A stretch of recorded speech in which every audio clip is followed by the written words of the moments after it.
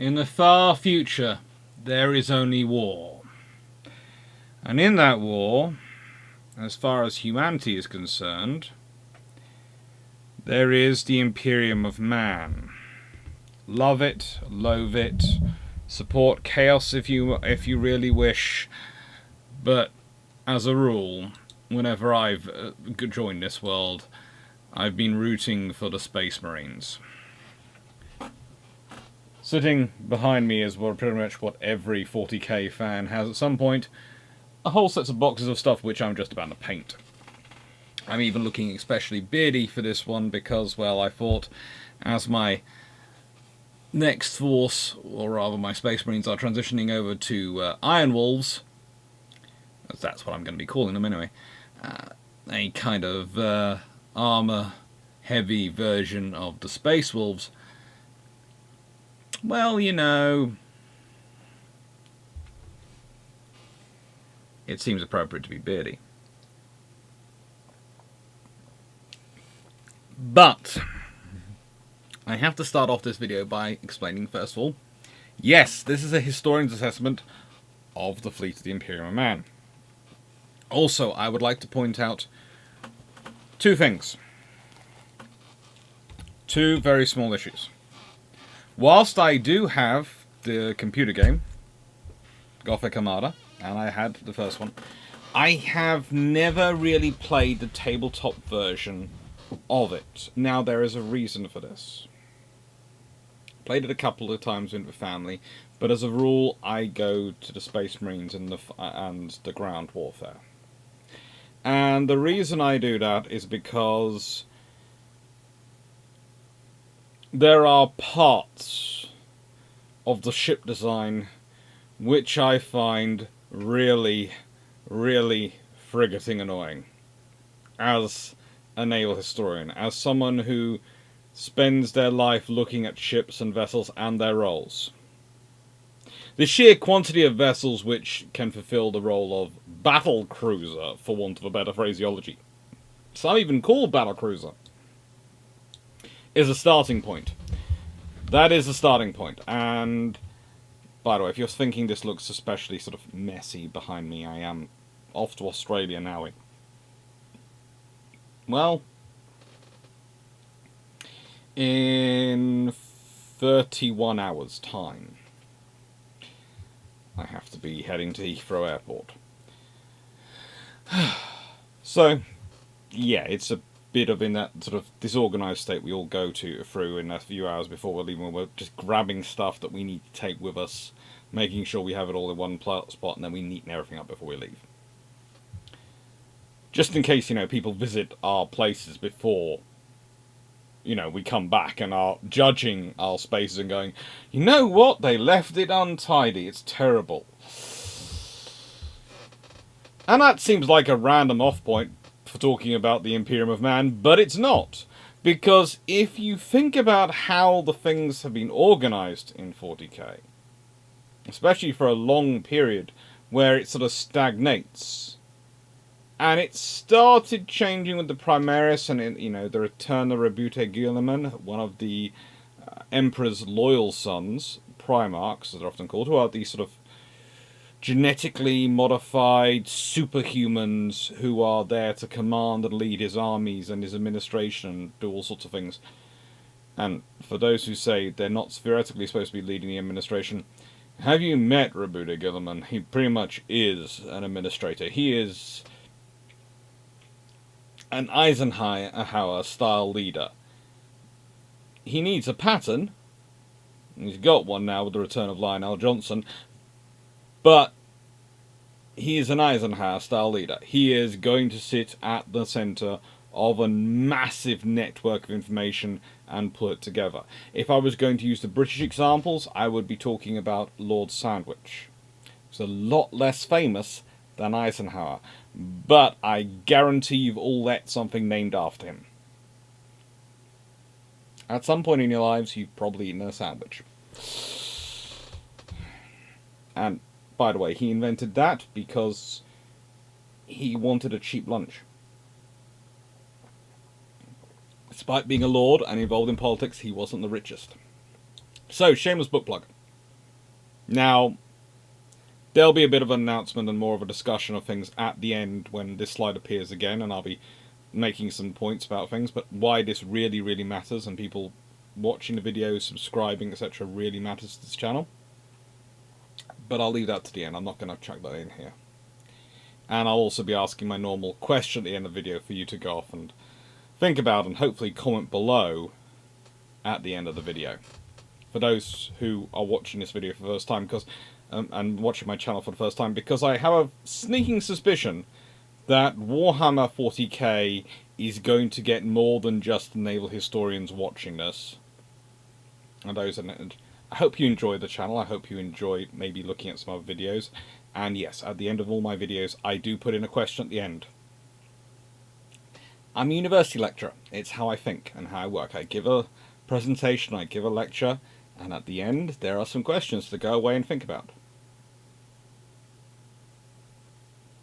And I enjoy reading the comments, and I respond to them, and sometimes I even do comment response videos. If there's been enough comments, and I'll go through and discuss the comments and my answer to the comments. So, shameless book plug. Yes, this is my book. Second edition coming out soon. I've just been told that they've also all the copies in the various stores in the stores in Australia have sold out before I even got there. So, yeah, my publisher didn't print enough, or really, really good sales are going on. I'm going to hope it's the latter, and I've got a check coming to me, because it's always nice to have the check coming, because the check coming means I can eat or buy more things to paint. Eat is probably the sensible one. Eat is the sensible one. But anyway, enough about my book, which is very cute and all about the genesis of modern destroyers in the Royal Navy, and how the tribal class pre-World War II and during World War II, the battle class during World War II, and the daring class after World War II built up to it. Tribal class destroyer, of course, I went to see last year in Canada, HMCS Haida, and the last daring class destroyer in the world, HMAS Vampire, I'm off to see in Australia, and I will hopefully I will have seen it by the time I get home. Unfortunately, there's no surviving battle class destroyers, which is sad.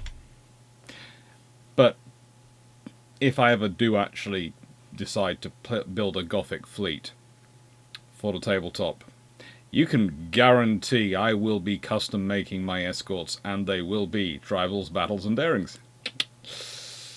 Custom kit bash escorts. Because you can do that, because that's the great thing about the Imperial Navy. This is this quote from Colonel Gregory Hestor. If the Adeptus Astartes are the Emperor's wrath, the Imperial Guard is hammer, then his holy navy is his mighty shield. That's a wonderful thing, but one of the things I really love about the Imperial Navy is that they embrace the fact that the Imperium is so large, so vast, that they are not going to all be using the same ships. Because all the fleets are divided up, and they each have their own forge world supporting them, their own admirals in charge. And if you were an admiral in charge of a fleet, a Lord High Admiral in charge of a fleet, and you have your own forge worlds, you can build ships to your own ideas. It's brilliant, and it's going to happen. You can adapt those ships to fit your scenario, to fit your situation. It's wonderful. It's the thing that's missing from Battlefleet Gothic Armada. I cannot customize my ships at all. Otherwise, they would be loaded with, knowing me, loaded with fighters, and loaded with fighters, bombers, various parasite craft, and long-range weapons. Mainly because that would make up for the big problem with their ship design, which is rearward-facing weapons are something that happens to other people. And there are all sorts of reasons that I have discussed and covered at various points for there to be no rearward-facing weapons. I did a short video on here a few weeks back, looking at when I was sort of starting the recordings for this video. The various points were: is it a plot by the Mechanicum to, give a weakness just in case the forces of Mars ever need to fight the forces of the Emperor, i.e. the alliance breaks down? Is it an Imperial standard so that if ships themselves fall back or disgrace themselves in battle, it gives you an easy thing to take them out? Or if they fall to chaos, gives them a weak spot. Some are going, well, look, it's, you know, the rules of space, it's so massive, you know, they don't need it. They can, you know, they can quickly maneuver before you are facing their rear. And you're quite right, probably can, but some of these ships are multiple kilometers long. They're massive. And the thing is, I'm not saying they maybe need primary weaponry able to fire back and cover their rear, and I do realise that even in the game, using the thrusters, I have been known to wipe out fighters chasing me.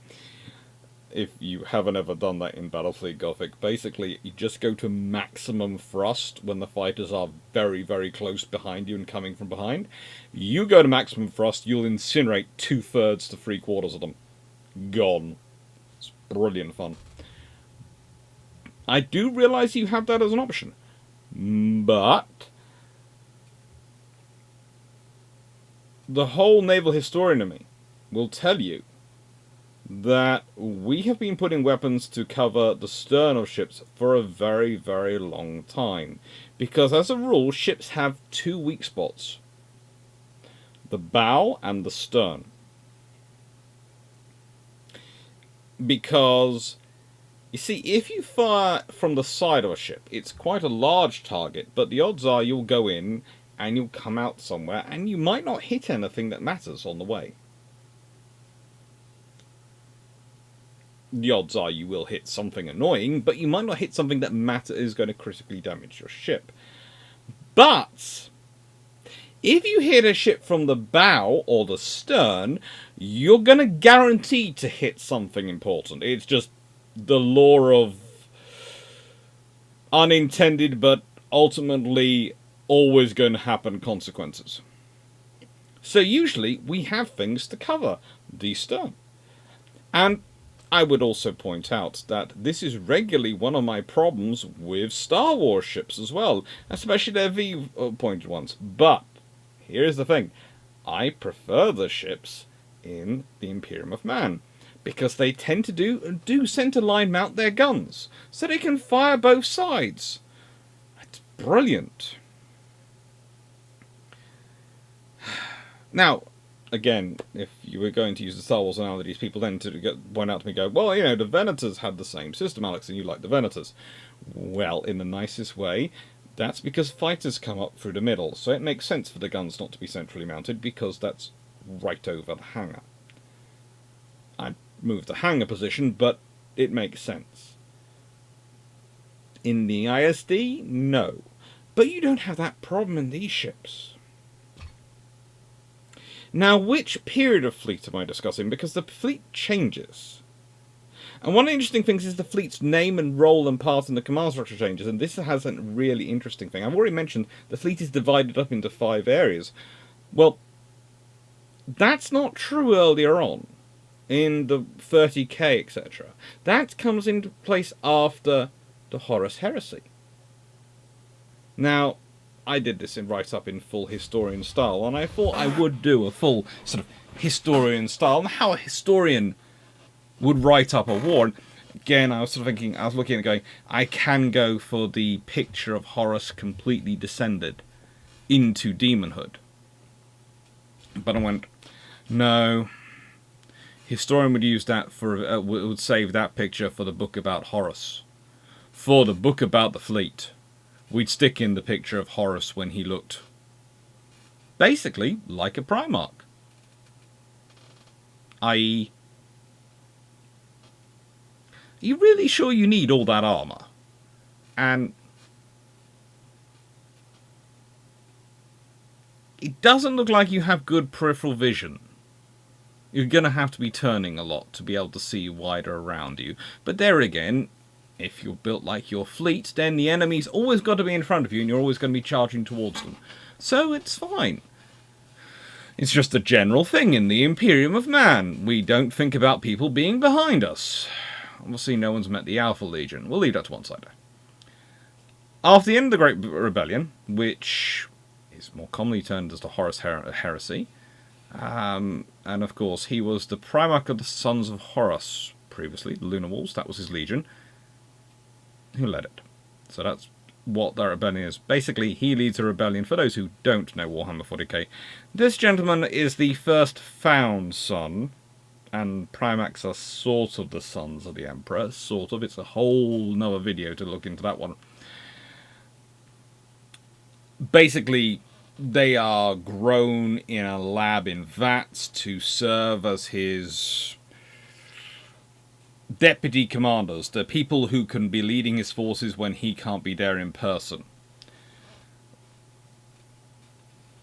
Well, they all get transported away from there by, we can either say the forces of chaos, potentially, who are the ones who inspired the rebellion, or potentially that's a cover for their dispersal, which, if it was, the fact it then takes the Emperor so long to find some of them, and some of them get so badly damaged during that time they are no longer of use to him in their potentially conceived roles, would suggest it's a very badly organised plan. But anyway, so it gets the sons back together, forms a nice little gang building up the Imperium man, and at a certain point the Emperor decides to return home, work on his next big science project, and puts Horus in charge, who was the first found son, the first of his Primarchs he'd found. Unfortunately, the very biggest threat which the Emperor was worried about managed to get a hold of Horus and turn all his ego, and let's be honest, this is a man who renamed his legion the Sons of Horus, previously being called the Lunar Wolves. You can't get more of an ego than renaming an entire army your sons. It's almost tacky, let's be honest. Leaving that to one side, he leads a rebellion, and he ends up getting vanquished, and the Emperor basically ends up getting entombed on a throne, on a life support machine. But, as you can imagine, when the most senior of his son generals leads a rebellion against the Emperor, he pretty much divided his forces in half. And they have blitzed each other to the point at which they're kind of smashed. To say the forces of the Imperium are punch drunk is to underestimate the strength of the punch. And as such, Robuta Guilliman, who at that point was acting as Lord Commander, another of his sons, and who was Primarch of the Ultramarines Legion, which was probably one of, I would say, especially after the events that took place elsewhere, probably the largest surviving legion in terms of numbers, reforms the Imperial military forces to better suit the resources that remained, and also to prevent any similar future events. Now, one of the key things he does here that often gets overlooked. Okay, we often talk about the fact that he takes the legions, of which were thousands and thousands of these genetically enhanced super soldiers,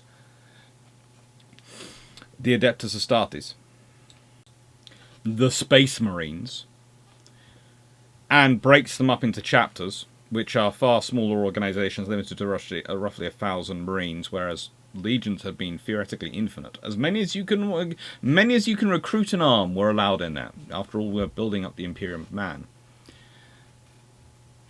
Now, that's often the focus of most people's understanding and looking at us. But actually, that's not necessarily the biggest change. Why do I say it's not necessarily the biggest? Well, He also takes the Exertus Imperialis and the Imperialis Auxilia, which had been huge organizations, ground forces, space forces, the lot combined, and breaks them up into the Astra Militarum, which is the ground forces, the Imperial Guard, and the Navis Imperialis, the Navy. Why does he do this? To stop it ever being a scenario that one person can have so much power, so much control, they can rebel again on the same level. Now, I'm not saying that before that point there were not variations within the fleet. There was already the variations between fleet design between the vessels built for the Mechanicum of Mars's forces, which is, whilst it's part of the Imperium of Man, the Mechanicum of Mars is also its own organisation, its own power, and has its own fleets and own ship designs and own structures going on. They have some really, really cool ships. Some really, really big and really cool ships. But also, you have the ships which are built to support the Adeptus Astartes, which are orientated often around, I would say, the naval version of amphibious warfare. They're orientated around invasions. They're orientated around planetary invasions, and so they have a lot of adaptations towards that. And then you have the general fleet. And even then you have divisions between that, because depending on which fortress they're built on, which of a Forge World is supplying them, there will be variations. But now you divide up the fleet into these 5 massive segmentums. And they are truly massive. They really are.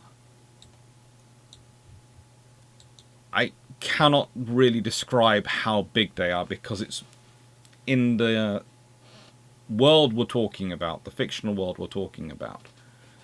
It is just so colossal. But I like this all, because again, there have been times when I did the Andromeda Ascendant video last year on, the cruiser, the Andromeda Ascendant, and the whole class that she comes from. The glorious heritage class cruiser of that sort of world. The Andromeda TV series, if you haven't seen it. It's a very good looking ship. But under that scenario, we were supposed to believe that 3 galaxies combined together were all producing the exact same ships. That it didn't matter which yards you were going to, these ships were turning out. They were all built, they might be built to a different external look, but they were internally going to all be the same.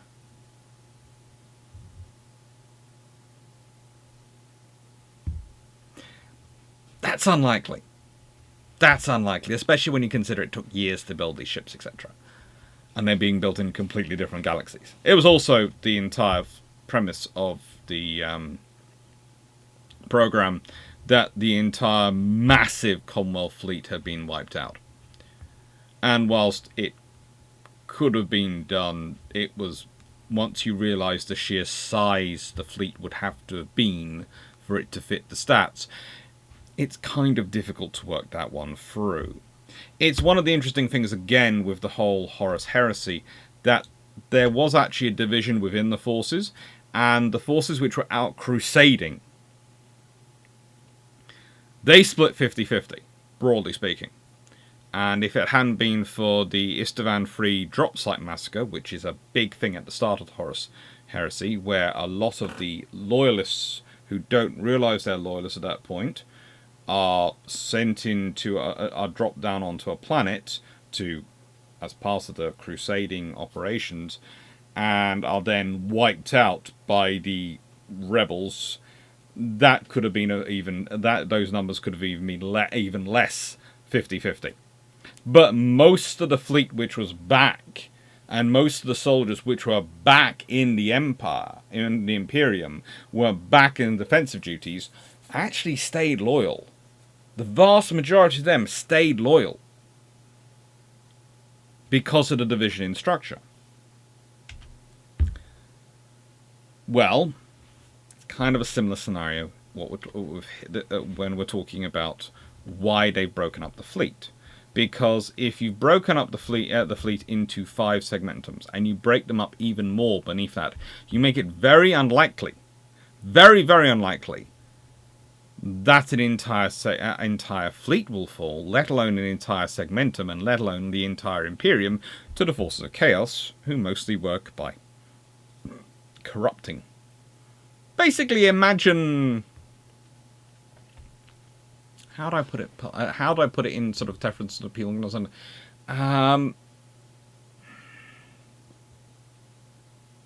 Imagine the forces of chaos as, you know, the cartoons where you always have an angel on one shoulder and a devil on the other. Well, in terms of the Imperium, you have an absolute debauchery, blood for the blood god devil on one shoulder as the option, or you have a devil who's obsessed with order and keeping everyone in purity and all sorts of things on this shoulder. And you can pick between which devil is worse. One has everyone being able to kill everyone, so it's kind of chaos, which is literally one of them. And one is...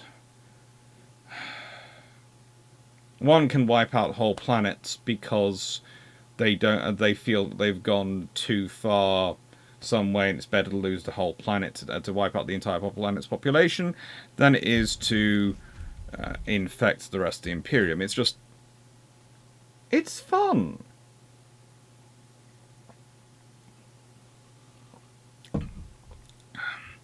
First thing you learn in Warhammer 40k is that despite the idea that it's George R.R. Martin who has decided to create a world where no one's a good person and no one's a bad person, yeah, Warhammer got there a long time ago.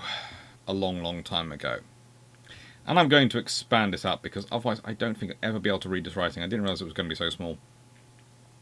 So, welcome to the current force structure. And the Imperium is divided into 5 primary operational areas. These are known as segmenti majoris.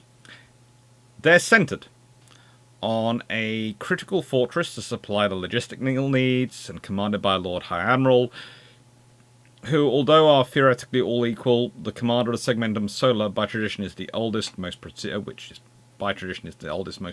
and comes with a set seat on High Lords of Terror, the ruling cabinet Imperium. Occasionally, they are also referred to as the Lord High Admiral of the Navy. And sometimes, though, the Lord High Admiral of the Navy is a lord on the sort of the High Lords of Terror. And there is another one, another Lord High Admiral in charge of in charge of the segmentum solar.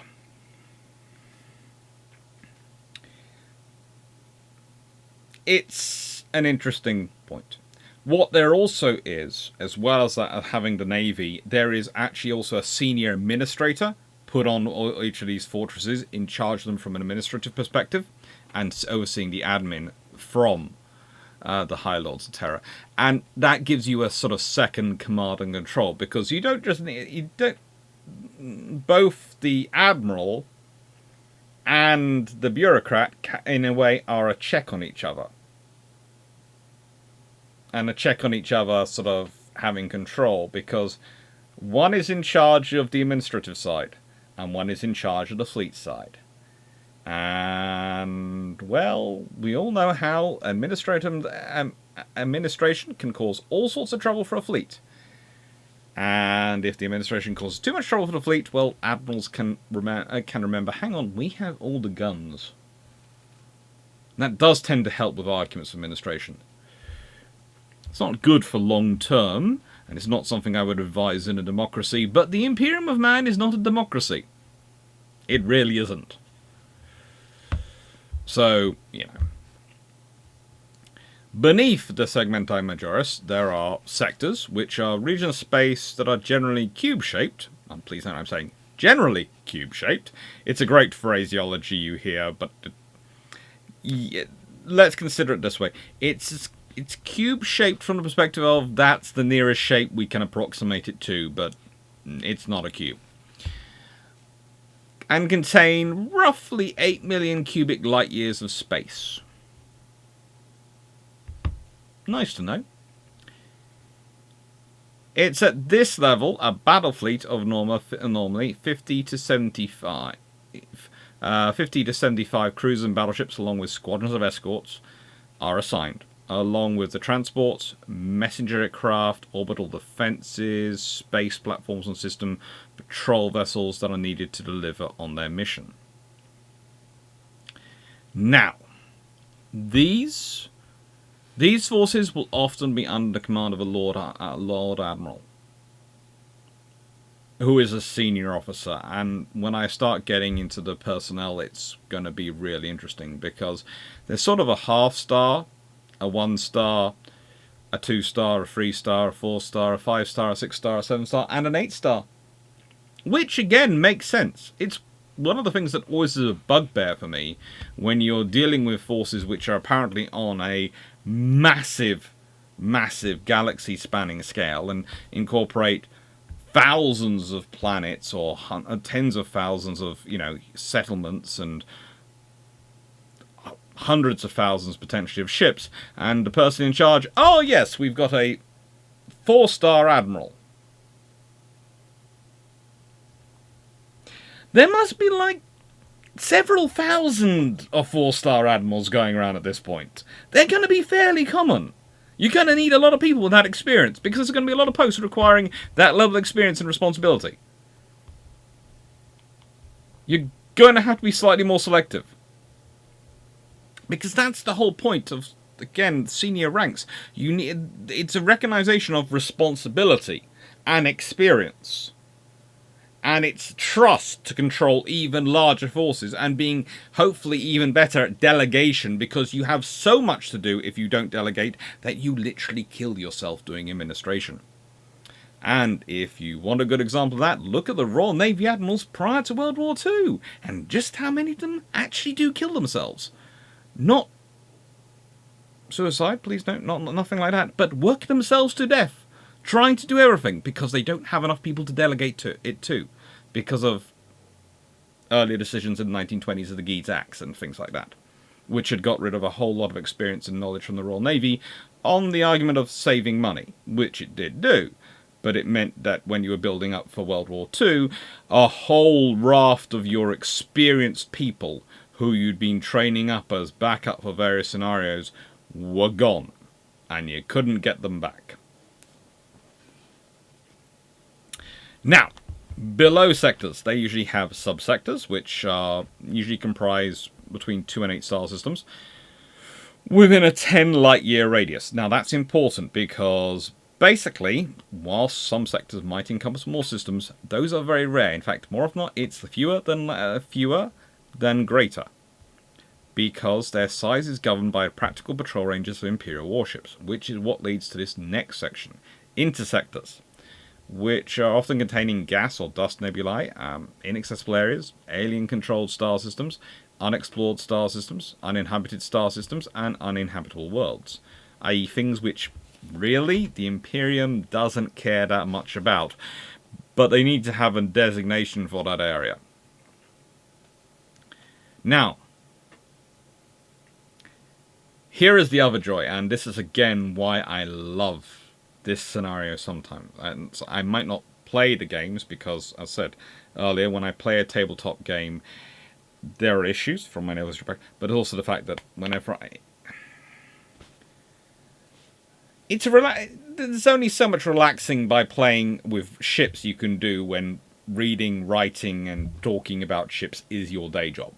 I love it. I do it practically. I would probably do it for free, but I shouldn't really say that on this channel when I'm trying to earn a living doing it. But the thing is, doing it on tabletop as well, I do that at work. I move ships around the tabletop as part of my work. Doing it as my hobby just feels like work. Okay. Now, with something as vast as this, you're going to have differences. And I'm going to give you a couple, but there are actually dozens and dozens, if not hundreds, of special bits. And there's the fact that, let's be honest, you already were given a range of 50 to 75 cruisers and battleships. You could have a lot less, you could have a lot more in some places. It depends how they matter. Now, the subsector of Armageddon had a permanently assigned force prior to the Third War, prior to the Third War of the Armageddon, which was started in 998 M41 to present,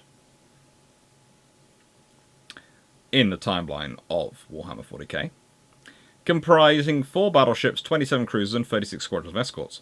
Now, the interesting thing about that is you have a squadron of escorts for every single one of your capital ships, your cruisers and your battleships, plus 5 more for scouting and various things. I really like that. Again, that makes sense.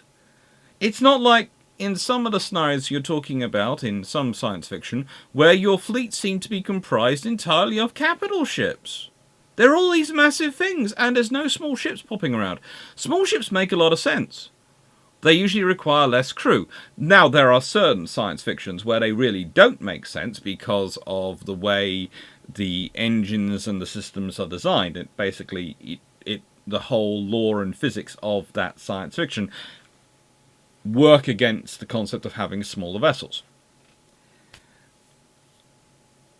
It annoys me, but I can understand it. I'm always surprised there's not more parasite craft in that scenario, and some of them there is, but some science fiction they don't include it.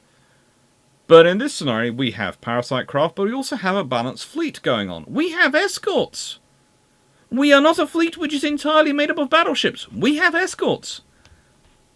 Which is another good thing, considering none of those ships have guns which can fire aft.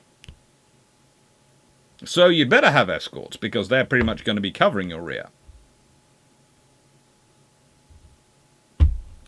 Admittedly, that works. That does work.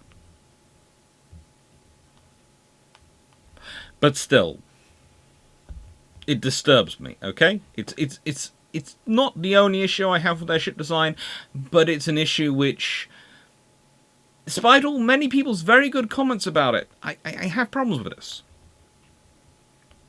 And of course you had the battle fleets, Cadia, Agrippina, Scarus, Corona, and a few others which were basically bastion fleets they're collectively referred to. And this was because they were closest to what is usually required. Well, let's put it this way. They are closest to the part of space where the remnants of the Horus Heresy, who now serve that demon on your, that little devil on your shoulder called the force, called Chaos, pretty much, tend to operate out of. That's what they tend to come from. And so you have a larger fleet there. It makes sense. You want to try and have as tough a crust as you can to try and keep the enemy from breaking any further into your forces. And they fight almost perpetual war. And that is the big point that I was trying to make at the beginning. One of the things that really interested me about this whole force structure and this whole fleet structure and this whole thing of Warhammer 40k, and one of the reasons why I wanted to do this video was because people have been thinking about how a perpetual war, fighting a perpetual war, will affect things. And yes, I don't agree with all the decisions made by the authors, but that's their artistic license.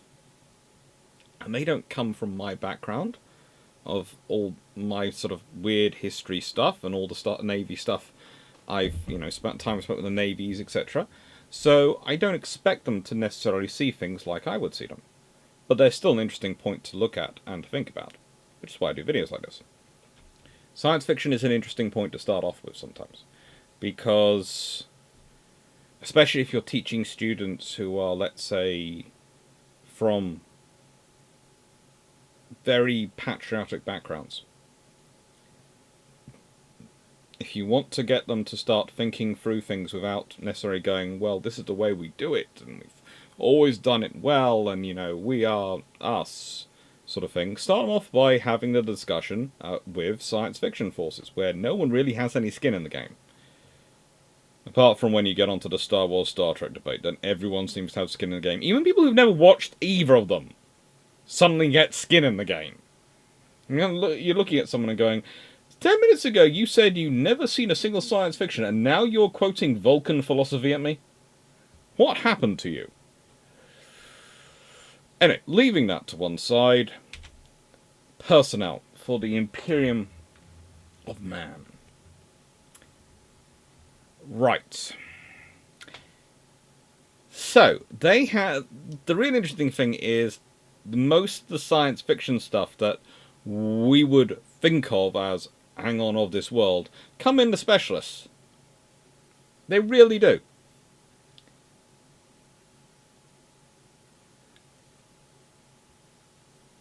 That looks bad. I'm going to change that. Looks better now. Sorry, I had... how do I put this politely?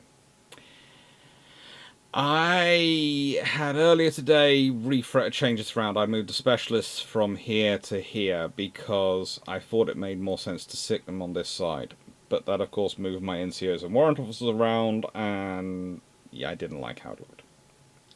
So, we have these as your officers. Midshipman, Lieutenant, Commander, Captain, Lord Captain, Commodore, Rear Admiral, Vice Admiral, Admiral, Solar Admiral, Lord High Admiral, and Lord High Admiral in the Navy. Now, interesting enough, sometimes you see some really strange things, like in the books where a Lord High Admiral dies, or, well, not a Lord High Admiral, a Lord Admiral sort of gets killed, dies in mysterious circumstance, and apparently a lieutenant is going to take over the post from him because he's been the Admiral's lieutenant. And whilst there are some really interesting scenarios of succession and leadership and promotion, that always struck me as a bit of a weird point when that's put in. Because if you consider the way some of these ranks are really structured, the fact is, before you can become an admiral, you seem to have need to have done time as a rear admiral. Seems to be one of the things you have to have done. And rear admirals are in charge of admin, and they do all the admin bureaucracy side. And basically, the idea is, if you can't do that, if you can't administer, you can't be trusted with a fleet. Vice admirals, they're in charge of the scout forces. It's their first big group command, really. They get to be in charge of the light cruisers and escorts scouting ahead of the fleet. It's a really important position. Lord Captains also can do this. In fact, Lord Captains and Commodores are both sort of in positions of independent command. They can be interesting. Also, Lord Captains can be the flag captain of an admiral, and again, a senior admiral could have a Lord Captain as their flag captain, and again, that would be a very interesting thing for someone, for a lieutenant to kill. Let's say arrange for the admiral to die in mysterious circumstances, and then assume the rank of admiral if there's a Lord Captain aboard, who probably go, "Excuse me, young man. Good luck." I'm sure the lieutenant would find themselves dying in another mysterious circumstance in that scenario. Probably involving the Master of Arms. The senior warrant officer in charge of the ship's equivalent of Marines, who of course aren't called Marines because there are Space Marines! Well, the Adeptus Astartes. So you're not going to call them Marines, because those things are Marines, not in uniform. Basically, as you go up these ranks, you are going up for a more senior and senior post. You are commanding a far larger array of the Empire. in terms of their naval power. You cannot possibly underestimate or overstate the sheer power someone with the rank of Solar Admiral would have compared to a captain. You really can't. And that's important to understand. That's important to put together, because when you're looking at these senior ranks, when you're looking at their roles and their duties, these people matter. In fact, I would point out that the flag officers can be really, really interesting. There is even another rank of Lord High Captain, which I haven't included here because it's an occasionally granted rank between Lord Captain and Commodore, but it's a very occasionally granted rank.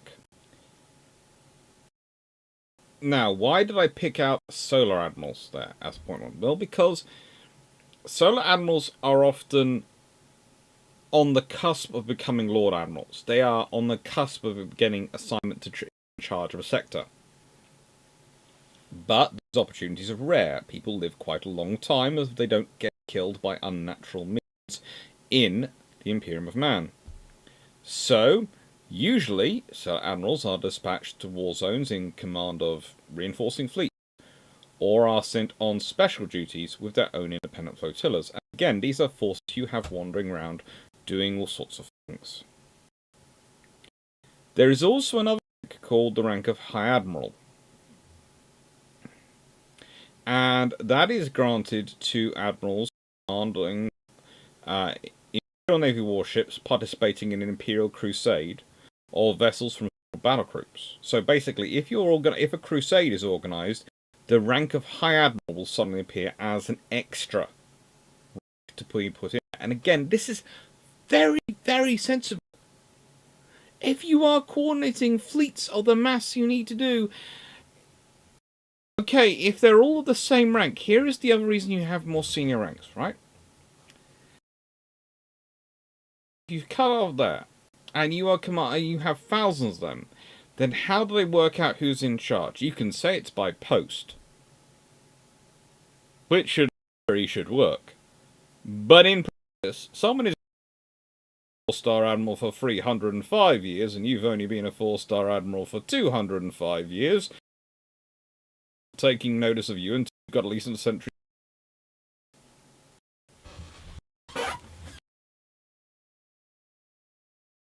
Going to have similar levels of ego, because let's be honest, if you got to an admiral in charge of what is probably going to be equivalent of several hundred ships and the ability to destroy whole solar systems, let alone white planets, populations under your charge, you're unlikely to be a shrinking violet or a wallflower. Fairly hefty ego. Being in charge of that post for a few hundred years, it's going to be quite. So, if someone's going to give you an order, they better have something to fall back on. Stronger than, well, my post is senior to your post. Work, does it? So, being able to. Sorry.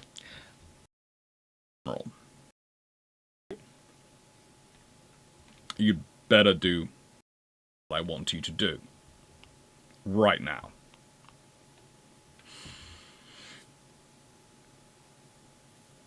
Now, the Lord High Admirals are also sometimes referred to as battle fleet commanders. And it's the only role for which there is really only 5. There is a limiting number. If you consider Lord Admirals, who are sector commanders but can also be in charge of the Segmentum Fortress, they can be in charge of various special patrols, various special issues. They have to spend a goodly chunk of their life dealing with administration and civilian bureaucrats. Considering all of that, you can understand why the title of Lord Admiral is probably helpful. Especially when quite a lot of the bureaucrats like to be called by their titles. It helps. It helps. Now, we have specialists here, and honestly, let's just point this out. Tech Priest Majorist, that's a person usually from the Mechanicum of Mars, and that sort of grouping of the Imperium's population. Engineer Prime is the alpha title for their post, and basically they're your chief engineer. There are many navies who would argue their engineers are a breed apart.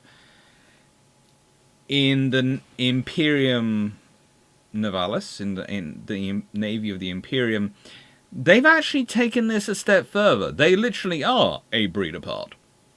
They're an entirely different breed. Then you have the Principal Navigator and Warp Guide, who is another different breed.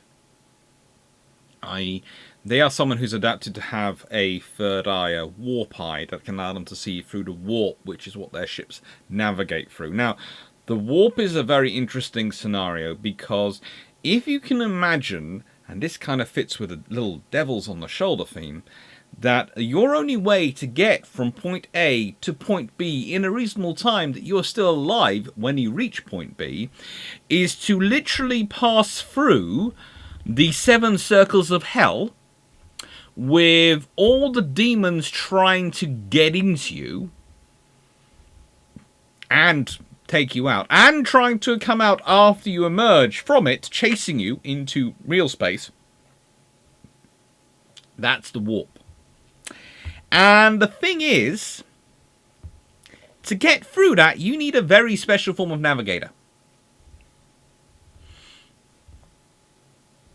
That's the Principal Navigator. That's what they are. Then you have the Chief Astropath, who is pretty much... Well, the Astropaths are the communications team, let's say. Again, they use psychic power, kind of like the Principal Navigator does. Psychic mutant power is how it's sometimes described, to be able to send messages a long way and be able to receive messages, even sometimes in the warp. Sometimes. Now, on some ships, you will have senior lieutenants, and they can be given ranks of flag lieutenants or lord lieutenants or lieutenants first, second, or third on the ship. You also sometimes get a officer of the watch, who is usually the lieutenant who has the longest time aboard the vessel.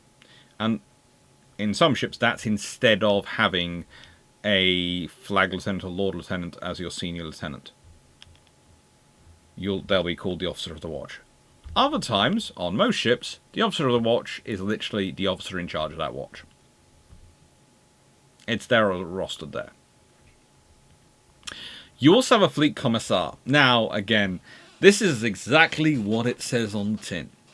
The commissar is there to ensure that everyone is behaving with the true, proper loyalty to the emperor, who is, of course, entombed on the throne, and let's keep him alive, or possibly imprisoned. It depends on, again, on your perspective. It's the wonderful thing of 40k. There is never one view on anything. It's kind of like the real world. And they will mostly be present on the larger, more important ships, capital ships, cruisers, and sort of above. However, flotillas tend to have one or two wandering around, whose job it is to check on the ships in the flotilla and make sure they're not doing anything they're not supposed to. I know I'm taking a lot longer on this slide than I really thought I would be doing, but, you know, it's worthwhile getting around. Ship's Confessor. In Royal Navy terms, would be called the Bish. The Bishop. The Vicar or Vicar, etc., aboard the ship, who's there to, well, help with religious and often personal needs. In Warhammer 40k, they are far more focused on religion. I would say, how do I put this? To focus on religion to the extent of they are there to track down anyone who's not of the correct religion. So it's very different than what we'd have in modern fleets and in our world. And basically get rid of them or preach them till they convert to the true religion. NCOs and warrant officers. Well, you have the ship's master. That is exactly what it says on the tin. The senior most warrant officer and most experienced voidsman. Used to be called shipmen. They're their phrase for sailors. On board any starship. Pretty much senior NCO will be in charge of things such as stellar navigation, keeping the log, and will probably also oversee things like attitude jets, hangar decks, stores and supplies. Basically will be a roving troubleshooter who is keeping that ship going. Now, next most senior after them will be the master gunner. And they will be, as they sound, in charge of all the guns. They are in charge of them. Now, you have gun captains who are in charge of an individual gun. Then you have the master of ordnance, who's in charge of literally ordnance. Tells you exactly what they are doing. And then you have the Master of Arms, who's in charge of, well, again, maintaining some of the guns. Master of Ordnance is sort of in charge of keeping the weapons and fighting crew in the finest condition. You will have various roles, but the Master of Arms is pretty much in charge of the internal weapons and maintaining order on the ship, and will have many sergeant arms below them to help them with that role. And there's also bosun, boatswain, just rather the similar thing. And please note, there are various other officers and titles for these roles. And again, it can change from ship to ship, from fleet to fleet. So I'm giving you a rough idea of what the officers are and what they're doing. But on some ships, they'll be called completely, in some fleets, they'll be called completely different things. And one of the other interesting things is, you know, you can get chief petty officers, etc., master chief petty officers, all these things going on through the fleet as well. And part of that reflects, I think, of course, the sheer volume of authors writing in Warhammer 40k, but also it really helps to reflect the sheer volume of Warhammer 40k. As I said, it's a massive world. So if you are listening there going, Alex, you haven't mentioned the surgeons, you haven't mentioned, all the High Factorum, who's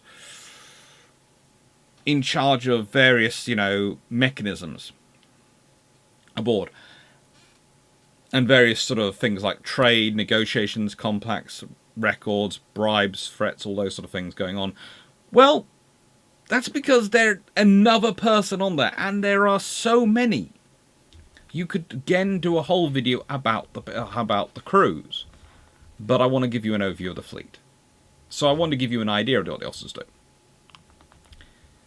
The fact is, then your crew are divided roughly into two. You'll have armorsmen who can go anywhere on the ship, and as said, as here are basically equivalent of what Marines would be.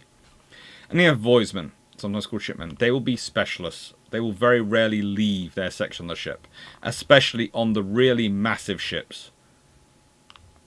They will have their accommodation, everything close by. They will never leave their section of the ship. You could take them 500 meters from where they normally eat, sleep, and work, and they wouldn't have a clue how to get back, because they just don't. And then you have, on top of that, indentured workers, basically slaves, who are there to provide the gangs to help with guns, etc., and moving of them, which is a huge amount of slave labor. These ships do not have automation. One of the basic precepts and foundations of Warhammer 40k and all this is that a long time prior to this, there was a golden age of technology. And during that, at the end of that golden age of technology, AI basically rebelled against humanity. Specifically, the Men of Iron, who were the soldiers. And from that point on, humanity becomes very tech-phobic. Not even not really tech-phobic. No, they become very tech conscious. And so there are these really, really strange paradigms in that you will sometimes have very high technology next to some very low technology, i.e. a massively powerful weapon system which will fire across whole solar systems to hit targets. And yet it will be moved around and manually operated by gangs of people physically pulling on it. Now, some of that, of course, is humanity has managed to lose a lot of knowledge, even since the Horus Heresy. Some of it, though, a large chunk of it, is down to that legacy of the end of the Golden Age of technology. Or Dark Age of technology, as they prefer to call it, because, terrible technology rose up against them. I prefer to think of it as a golden age of technology. So, on to the ships of the fleet, finally. Now, I'm going to need to explain what I'm going to do and how I'm going to approach this, because there is such a variety in the fleets. I did originally try and do an idea of getting pictures of every single ship I could and put it in, but this video ended up being, and there's actually a version out there, which I kid you not, 6.5 hours long once I stitched it together. And whilst I love doing it, I sat back, looked and went, okay, maybe someday that will be a Boxing Day special if I haven't produced anything else, but no one will ever watch enough of that YouTube will not defund it in some way, shape or form. Or at least the algorithm will ignore it. So what I decided instead to do was I will do a general overview for each of the levels. And then I'm going to segue into Battlefleet Gothic Armada's very nice section where I'm going to go through some of the ships of the options which are there and in that representation of them, and talk you through some of those ship designs. I thought it'd be fun. I'm not going to include an actual fleet battle, but there is a reason for that. Because the moment I do any sound, other than my voice talking over Battlefleet Gothic Armada, it comes up as a copyright strike, and there are issues. So I have to turn off all sound from the game completely. Everything has to go. So I'm just putting that up there right now. But the ships of the fleet, they're an interesting fleet. As you can see, already if you look at the ships, and I appear to have run out of Iron Brew, which is really problematic for talking about ships. What more popular and a more appropriate soft drink can there be for talking about ships than Iron Brew? Excuse me a second. Right, having secured necessary libation, ships of the fleet. So as you can see, there is a real Gothic architectural vibe going into these ships, but that's a good thing. It's nice to have a fleet structure which has some similarity, some impressiveness. You see similar things when you start to look into Star Trek and you look at the fleet they've chosen, they set up. It is a signature, it is an image to project a unified force, to show the unity. So even though, and I'm going to quickly skip back, even though these ships might come from vastly different fleets and have vastly different layouts in terms of their firepower, in terms of their organization, the important thing is they look like they belong together. They look powerful. They look capable. And they are powerful and capable. And I would say none of them more powerful, really, than the battleships. The Imperial Navy's battleships are the beating heart of their fighting line. They really are. If it wasn't for these ships, there is so much damage the fleet would take. But they never have enough of them. Again, kind of like historic accuracy going on here. These are the ships which are massive, colossal. When I say massive and colossal, I mean many, many kilometers long. The Retribution class is listed as being over 5 kilometers long. Over 5 kilometers long.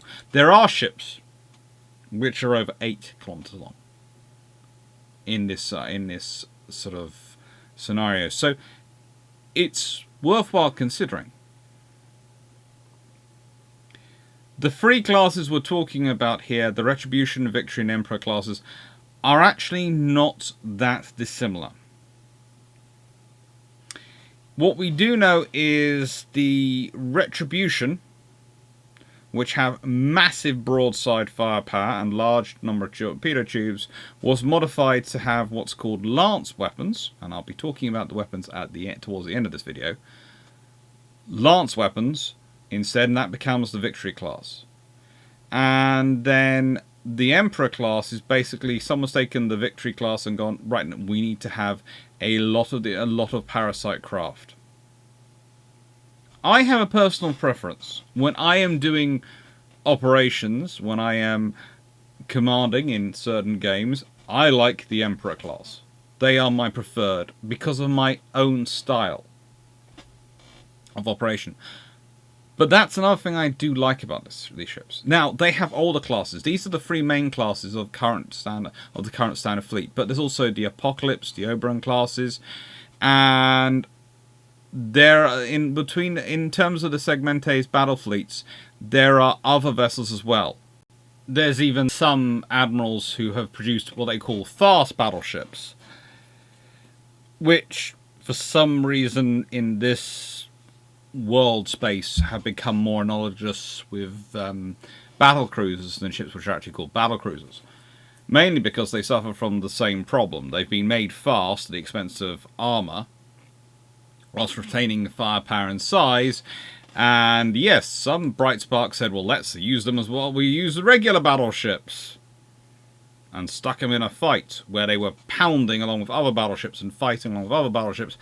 And so they kind of, at that point, can't use their speed to dictate range. Because the whole thing of a battle cruiser, the whole concept was it would use its greater speed over battleships to be able to dictate the range of engagement. So it could always make sure it was engaging at the best range for itself vis-a-vis its armour to their guns.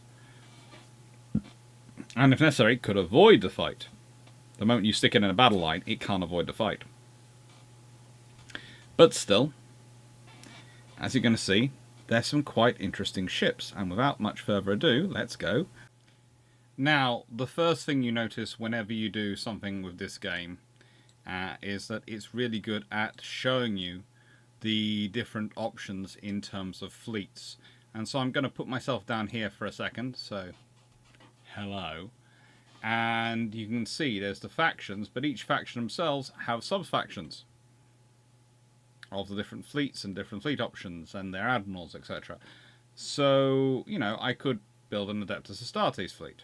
And I could go for, well, Ultramarines are of course fun, and I'm of course going to Wolves is what my ground force are going to be, and I did used to be, and I think they're still around here somewhere, Imperial Fists. Yes, they're close enough to what I was. I was Templars. But White Scars.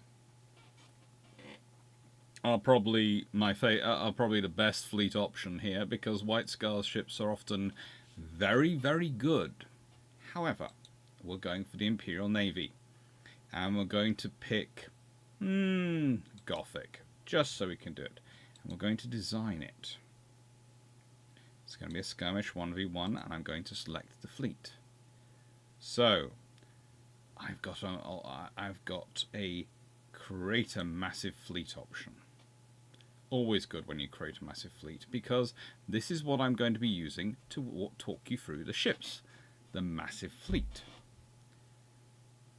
Now,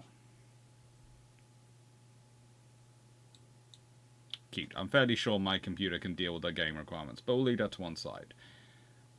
We have got battleships. We have got our command ships. Now, I should probably talk about these in the battleship section. So, let's go see if we can go look at it in the ship viewer. This thing is so massive, you can't actually look at it. Not properly in the ship viewer, because the ship viewer is designed for looking at ships. This is the Phalanx Mobile Fortress Monastery. This gives you an idea of some of the scale you're going to be dealing with, because this thing is not a space station. It's a space station which has been made to move. And it is full of space marines and weapons. And every single weapon it can possibly imagine. But we'll go back to the fleet builder. You also have a Gloriana class. Gloriana class are special because, well, the Gloriana class are really special battleships. The biggest of the biggest battleships. And if they turn up, you know you're heading for a really big fight. Basically, the legions used to have 1, 2, sometimes 3 of these for their entire fleet in the Crusades. And having one of these vessels is a massive status symbol and a massive power capability. This ship, as you can see, is heavily armed. You can see all these lovely guns. Now, I have to admit, there's something I find slightly strange about these guns, and I will point this out now. The guns don't look quite the same size. If you're looking at them, this and this looks like a different size to me. And that's always seems strange to me in a turret form. I am sure in the logic of Warhammer 40k it makes sense, but to me, again, being a naval historian and used to studying the targeting issues of having differing size guns and the targeting issues of when you actually had turrets mounted on top of turrets, if you want to look at some of the American pre-dreadnought battleships where they literally do mount their secondaries on top of their primary turrets. And the issues that caused with the guns and with targeting, I'm not keen on it as an idea. But, again, this is Warhammer 40k, but those barrels do look like they are a very different caliber and size than on the top tier than they are on the lower tier. And again, you've got a huge amount of broadside firepower. This ship is not something you want to come sideways onto. I mean, it's kind of the living space equivalent of a ship of the line. It's not something you want to come up to. And even the front, let's be honest, I don't really want to be fighting that. There are definitely Nova cannon, and there are other weapons around there which, frankly, are not going to give me a nice life. Lots and lots of torpedo launchers. The ability to launch a very big spread of torpedoes. This is not a good front to come and attack. Underneath, well, you have to remember these sort of ships were designed for working with the legions, so basically the underneath is focused on assault capabilities, on being able to launch parasite craft, on all those facilities. Okay? But again, you do have more cannon on the wings firing forward. What I do notice is you have those turrets positioned up here. You have no turrets round here. Now this is an Ultramarines vessel, you can tell from its lovely insignia. And yeah, no turrets here. Or here, even. You have this sort of whole sort of rudder-like structure, which is a strange thing for having in space, but, you know, I can understand. It helps you direct the flame, perhaps, but I don't think that's actually moving. It's just looks nice to have on the end. But you could have used it to mount some turrets, even if you can't mount them, if you're, for some reason, your gravity technology, which allows you to have everyone wandering around on this ship as if they are on a surface of a planet, rather than constantly doing movement, like, you know, sort of a permanent spacewalk. Doesn't. You could have had maybe guns here, maybe guns here, or certainly gun, if you'd extend this out, as you've got guns pointing out here, you could have had a guns here to give some cover rearward, because, let's be honest, there's nothing. Myself, if I was in charge of design, I'd certainly be looking at that aft space and going, I wonder if I can fit some torpedo launchers in here. Just to give someone a bad afternoon. If I could fit a torpedo launcher here, and another one here, and another one here, so I've got 3 torpedoes to fire off, that would be a nasty, nasty surprise for someone. I could fire those torpedoes, then turn maximum speed and turn around, and while they're dealing with torpedoes coming towards them, then I can turn around and engage them with all the stuff on the front. This is the sort of thing I would think about, because this ship is built with that as should have been built with that as a capacity, considering its size. These are some of the ships which are about 8 kilometers long, if not longer. So the thing about the Gloriana class is that they're really not a standardized class. They are really not, as battleships go, because each legion has their own aesthetic, their own style, and so they get modified.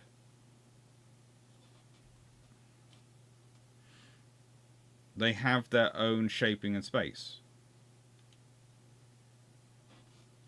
Let's go back to the fleet builder. Now, let's look at the other battleships. Well, we have a Retribution, which I've already mentioned. This, let's be honest, looks like a very workmanlike battleship. This is something which is going to turn up, blast you, and it is literally naked guns. It is, I have got guns pointing from everywhere. You get close to me, there won't be much of you left. I've also got this lovely angel-like figure on top, which is a beautiful aesthetic. And I've got a nice thick prow, which means I can literally ram you. Again, something which Warhammer 40k, they're really looking at. Ramming other ships. Honestly, with that many torpedo launchers, if someone's getting close enough that I'm ramming them, I'm hitting them with torpedoes first. But that's possibly my own, you know, personal stylings. Again, not as many structures around here that you could sort of fit something on, but you have got this here, where you could have put, you know, one of these guns on, have it swivel round, and then you've got your stern covered. You could have done that. But otherwise, a fairly decent vessel. And as you can see, it has all sorts of capabilities here. The boarding damage, what it can do. It's got torpedo launchers, I've already mentioned. It's got a lance turrets. They're very useful. And it's got a plasma macro battery. Now, these are slightly, as you can see, range 18,000 units, whereas these also have range. These have, yeah. These have the 270 degrees arc of fire and have a fairly decent hit ratio. These, well, as you can see, they cover the sides. Torpedoes fire forward, but you have very much a very big gap at the back where nothing really covers it. And low maneuverability. It can't perform the high energy turn maneuver. So for me on a battleship, if you've got a ship which can perform a high energy turn maneuver, then I can see why you sort of don't necessarily need to cover the stern. Maybe you can think, you can argue around it, but when it can't, it can't. And this is it in some different forms, and you can see there is some real differences in terms of their looks. But they all have a styling. They all have a certain prominence. That looks good though in blue. I do like them in blue. I'm sorry. It might be very basic of me, but I do like them looking in blue. But I have to say, possibly, yeah, this looks like it's a White Scars fleet, and oh, in white and gold, that is a trim. I like him in blue. I would probably fight with him in blue, because white is too pretty to get hurt. If you scratched it, I would get very upset. But we're going to go to the Oberon class now to look. And again, put them in the Gothic. You can go through their weapons. You can see this is their macro battery. These are their side guns. These are their super heavy lance batteries, which are also sideways mounted. They have a launch bay, which can launch some interceptor squadrons. Oh good, well those can carry a stern. And you have macro turrets, which also give you roughly 270 degrees of fire. And they only have a range of 13,500 units. So they are shorter range than the weapons on the previous vessel, the Retribution.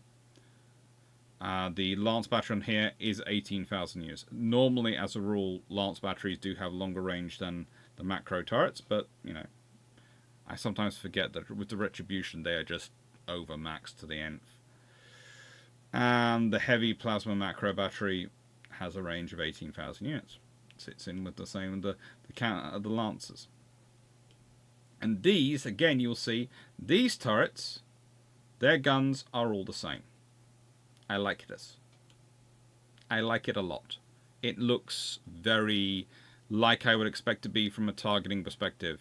Okay, yes, you've got a 6-gun turret. That's going to be a nightmare. Remember the whole...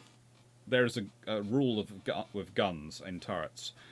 1 gun in a turret equals X problems. 2 equals 2x. 3, well, that's going to be 4x problems. 4, ooh, I'm sorry, but that's doubled again. That's 8x problems. 5, that's 16x problems, and 6, that's 32x problems. But again, they have tech priests who are literally worshipping the technology as part of their way of sort of maintaining it. They are literally performing, well, they're not really, they're sort of worshipping the technology is a way to put it, but they're performing special rites of lubrication and ceremonies over this technology to keep it going, and perhaps by appeasing the machine spirits, they can keep those guns down with minimal problems. But in my experience, anything which has that many guns in it is going to have a lot of appeasing of machine spirits to keep it going. But still, has fighters, has bombers, has a Shark assault boat squadron. They're nice. They're a lot of fun. They're sometimes also called pinances, but it's the difference between pinances and a Shark assault boat is that pinances tend to not be armed, whereas sharks do have weapons. But pinances are more common. But sharks are probably better. And again, though, you have space. You could have had guns covering the rear. Again, nothing covering the rear. And this, again, please note, cannot do a high-energy turn maneuver. It's a common thing in the battleships. And then we have the Apocalypse. Ooh. Again, they are pretty, but wait till you see this in white. Look at that in white and gold. Too pretty. It's too pretty to get damaged. You couldn't take it into action. But it is armed with many, many Lance battery weapons. They only have a range of 9,000 units, so that's quite short range for those. They have a heavy macro turret which actually outranges. That turret actually outranges the Lance is. Again, this is unusual. But they do have a Nova Cannon. Always nice to have one of these.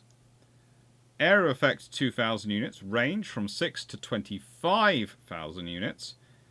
And, well, its accuracy is 100% whatever the range. So, yeah, you're getting hit if that thing fires you. Really getting hit. What I love is they have these literal things which look like more guns always down here on the wings. And, well, nothing gets highlighted when you click on that, or when you click on the various options. But it's capable, it's there, and it will cause a lot of damage. But again, low maneuverability, and probably the oldest battleship type you can get that you can use in this game. And then we have the Emperor. Now, this is, as said, the battleship I prefer. If I am building battleships in my fleets, in this game, it is usually Emperors. It really is, and they look really, really good, especially if you're fighting in blue and gold, because blue and gold, you don't mind getting dirty. This is just too pretty. Too pretty. That just shines too much to get dirty. I know. So, with this vessel, again, you have the heavy plasma macro battery. And again, they can do 18,000 units in terms of range. It has a launch bay with a Fury Interceptor squadrons. And it has 3 heavy macro turrets. Again, with 18,000 units of range. Plasma macro battery weapons, macro turrets. You'll notice this vessel does not carry lances. This vessel does fire torpedoes, but doesn't have an overcannon. It is very much macro weapons and the launch bay. Now, the launch bay and the sheer amount of air group you can put up there is the reason I really do like them. I really do. Because when you have a group of these together and they're all launching their aircraft, well, their parasite craft at range, they can do a lot of damage. And you can use those parasite craft to really search out the area. Which is useful in Warhammer 40k and in Battlefleet Gothic, because there is often the fact that some of your larger ships can be identified at far larger ranges than they can actually see. Now, if you do have a mixture and you do have a vessel which comes along which has a Nova Cannon with it, again, you can use that Nova Cannon at very long range to start hitting the enemy targets, which is useful. And if you've got the fighters out, you can spot them. But it's a very pretty ship. And that is the last of the battleships. Now it's on to the Grand Cruisers. True babies of the fleet. And I love them. Firestorm class frigates are really not my favourites though. But they have good pictures, and people like them a lot because of their capabilities, their lance artillery. But 1.8 kilometers long, 0.3 kilometers beam at the fin. So they have a sort of narrow profile versus their length. Mass approximately only 6 megatons. Crew approximately 25,000. Can do 4.4 gravity's maximum sustainable acceleration, which means they can do really rapid turns. And really rapid maneuvers. They're really cool in that regard. And yes, I can even agree with these ships that their sort of line out makes sense. I'm not so sure about the armoured prow for bashing into things, for something which is quite so small when we consider the mass of some of the things she could be fighting. The battleships, truly ginormous. The figures about them range around all over the place, so that's why I've left them off. But think about that, 40 megatons, 29 megatons, 6 megatons. Well, maybe you have a chance of ramming that and causing it some problems, but you're going to have to be very selective about that and where you ram it, and Lord help you if you think you're ramming this and actually going to cause much in the way of trouble. You'd have to be going very, very fast and hitting in just the right spot, because this is going to be bigger than that, especially in terms of mass. But still, it's an aesthetic, it's a design, and it works. Now, Grand Cruisers. As you all just heard about them, they are... well, in many ways, them and battle cruisers fulfill the same role. Battle cruisers are the more recent additions to the fleet, and are in many ways replacing the Grand Cruiser in much of its traditional roles, and the Grand Cruiser is filling out. But they both fulfill the same role, and that they're supposed to be the cruiser which can do independent operations, but also serve in the battle line, and sometimes be something which will literally draw fire.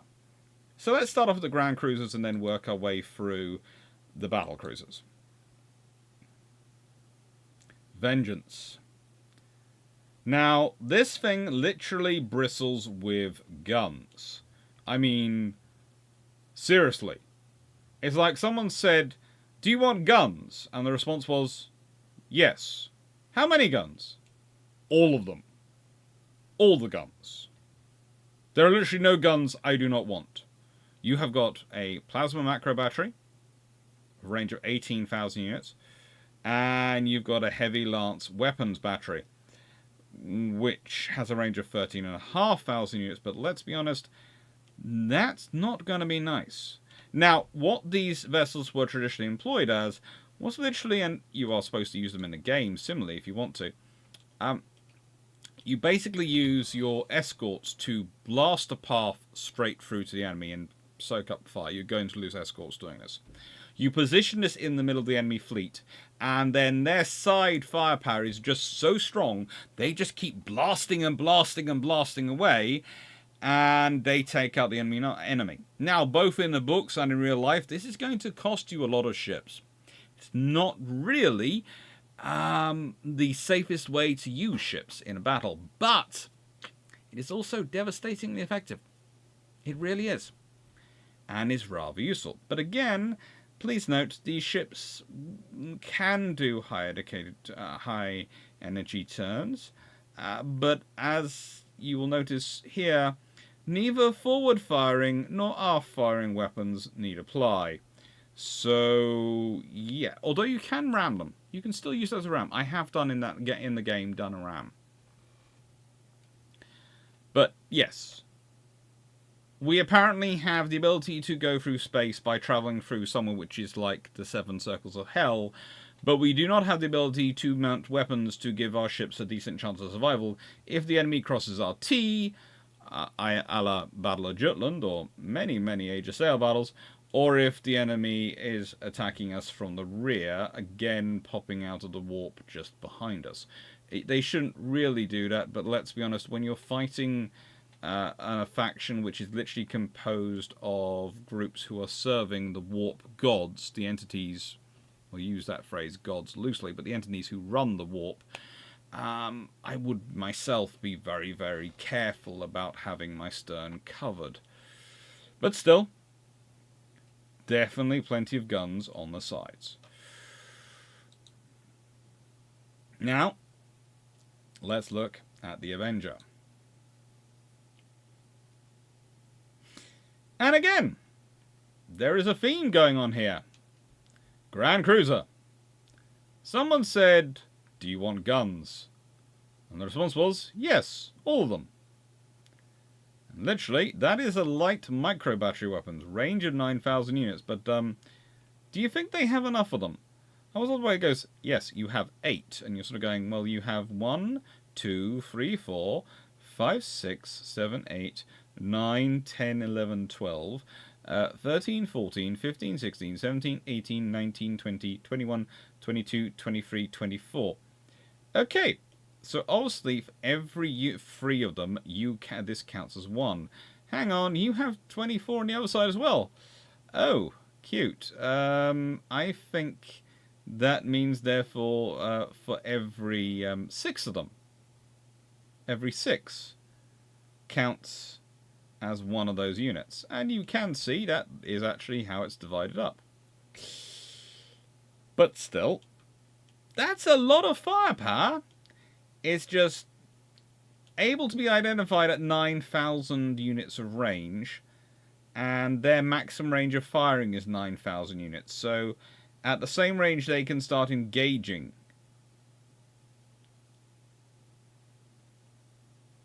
They are likely to be spotted.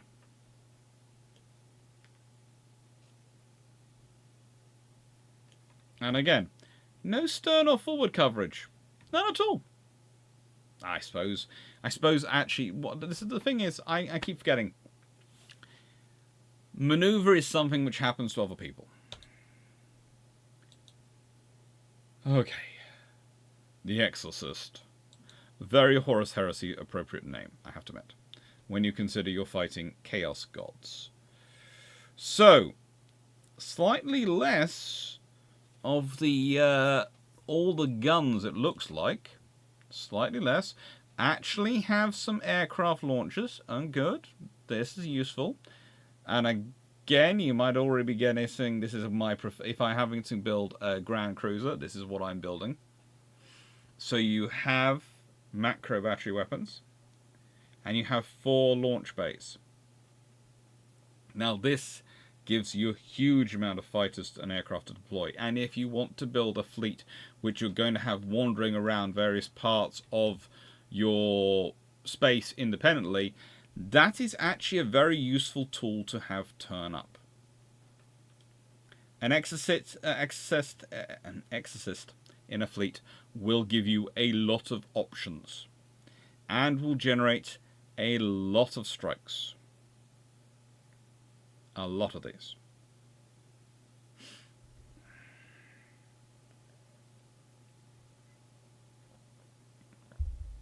But be warned, those only have a range of 9,000 units, and they only cover the flanks, so you need to have escorts to cover this vessel. Again, I'd always like to have more escorts than they tend to allow me in the game at the current point, but, you know, you can do naughty things by taking escorts which are technically there to support other vessels away from them and go, you're on your own, those are supporting my Grand Cruiser. Battle cruisers. Right then. This is where things really start to get interesting, as these ships are starting to get smaller, theoretically more maneuverable, theoretically slightly faster, and still don't have any stern coverage. You have lance turrets, which have a range of 18,000 units, which is good, which means they can back up your battleships in a fight. Their lances are at the same range. You've got a plasma macro battery, which also has 18,000 units of range. Again, can back up your battleships. And has a torpedo launchers. Have torpedo launchers. Useful. Very useful. This is a very well-rounded vessel. It even has, well, ram fun. But again, let's go over those weapons profiles. We have lance turrets.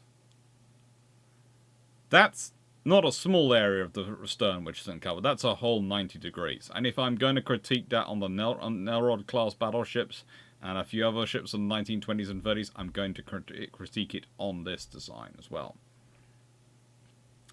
That is even more of a, well, we've got firepower. And that's just cute, because that's firing forward.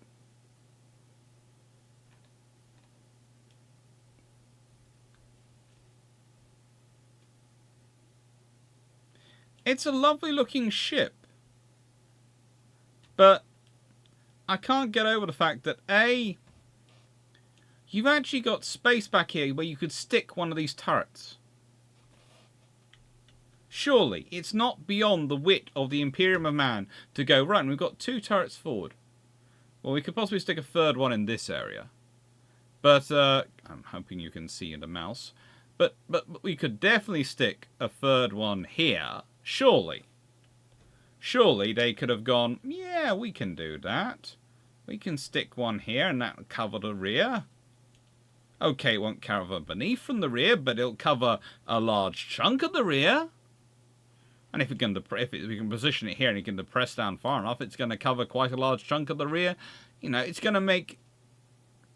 turn it from being that to being, well, there's a small space right from the bottom where you can possibly come up. But if the ship spins, you're in trouble. Ship doesn't need to turn, it just needs to spin.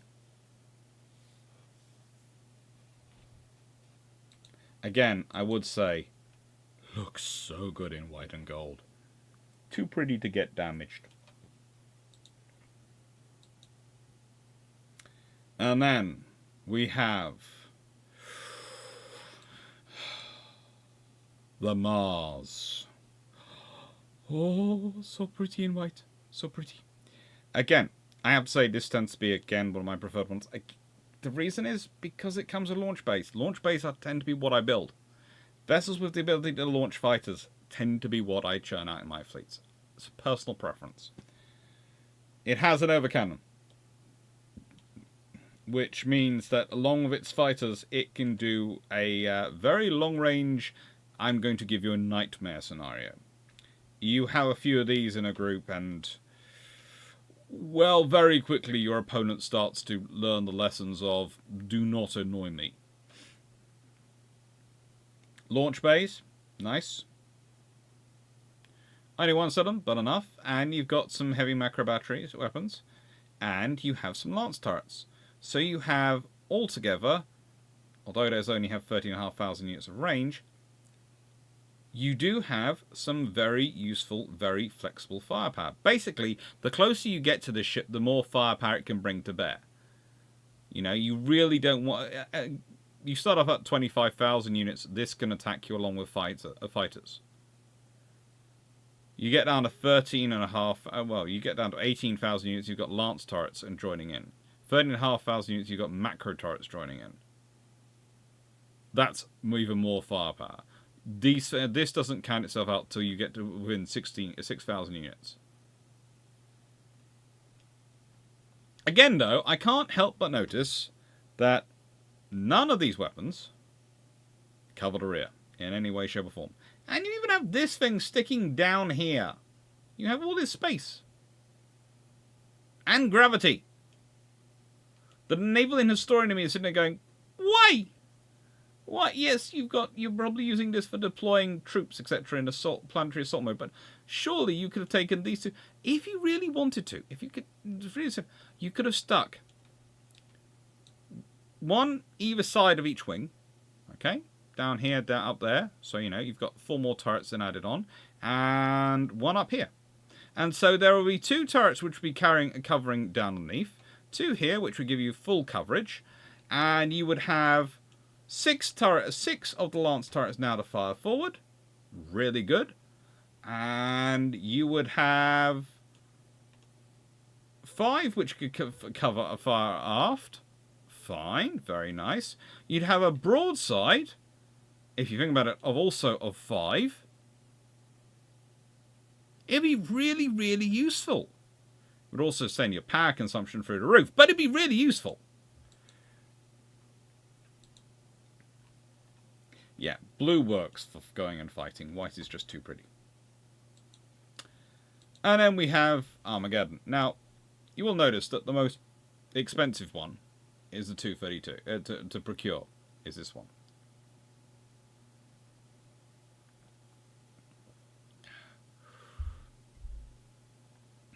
But that doesn't necessarily always mean the best. It's my preferred one. But I know lots of people who like and prefer the Armageddon, which is technically the cheapest. And they have a reason for preferring it. It has a heavy macro battery of 13,500 unit ranges. It has a heavy lance weapon weapons of 13,500 units. It has lance turrets with a range of 18,000. And it has torpedo launchers. So it's kind of a balanced profile vessel. It's very self-contained. Now, what I would say, again, I always find interesting about these lance batteries, is it's literally positioned on the wing of the ship. Okay, it's here. But no one has, again, thought to, if you're going to position us like that, why not have the forward turret be able to turn and fire forward? No, it's going to only be able to fire to the sides and cover a very narrow arc there.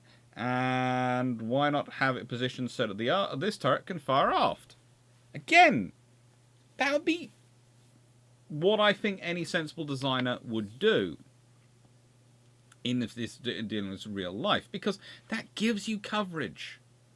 It stops that stern being such a gaping back. You know, your only real coverage, stern or forward, are the lance weapons. Yes, the torpedoes fire forward. Yes, I know, but when you fire them, they sort of fan out, and it's almost like you're a submarine back in World War One firing your torpedoes. We're firing a spread. Whereas these weapons you can actually aim, but you've got nothing to cover the rear. Still, looks pretty. Looks capable. Right.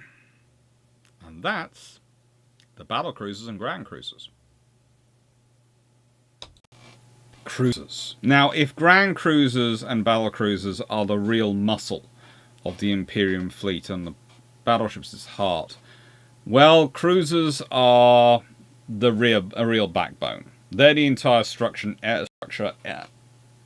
everything depends upon. They are the skeleton of the Imperial fleet. Without them, the vast majority of battle fleets do not have anywhere near the numbers they need. And anywhere near the capability they need. Roughly 5 kilometers long, approximately 0.8 kilometers of beam at the fins. And again, by the way, this is one of the things we'll keep referring to this in terms of the size of these ships. They are this massive, and then yet they don't have all-round coverage with firepower. It's something which annoys me. Crew, approximately 85,000. 15,000 pilots and other support personnel aboard for this one because, well, she's got launch bays, which are what these things are here, to launch fighters. I really like the Dictator class. I tend to use them. It's one of my preferred classes when I'm forming my fleets in Battlefield Gothic Armada, which is where I'm, of course, using all these lovely sections from, interspersing looking at ships, because that allows you to do it. Accelerates at 2.5 gravities maximum, sustainable acceleration. So again, it's useful. But it's not particularly fast enough to do rapid turns, is it? It's a flexible asset. It's a cruiser. Truly, it is a cruiser. But all-around firepower might be a nice addition. Now, cruisers. I'm going to do cruiser and light cruisers together because I want to leave escorts for themselves. So let's start off with the Dictator. This is probably going to be the longest one it looks like.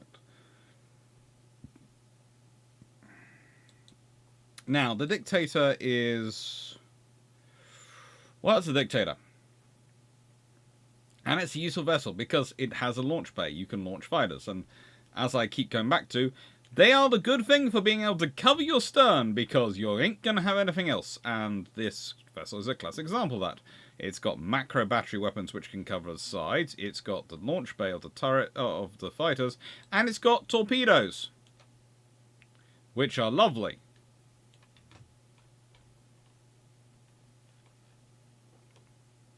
But notice yes, everything else is missing. And I do realise that in some of the games, I've been talking about some of these ships going, they have torpedo capacity, and they're firing torpedoes, and people will go, well, hang on, does it have it in the game? I'm going, not always. Not sometimes the ship's capabilities don't exactly translate between the pages and of the books and the game for gameplay. But again, what's this missing?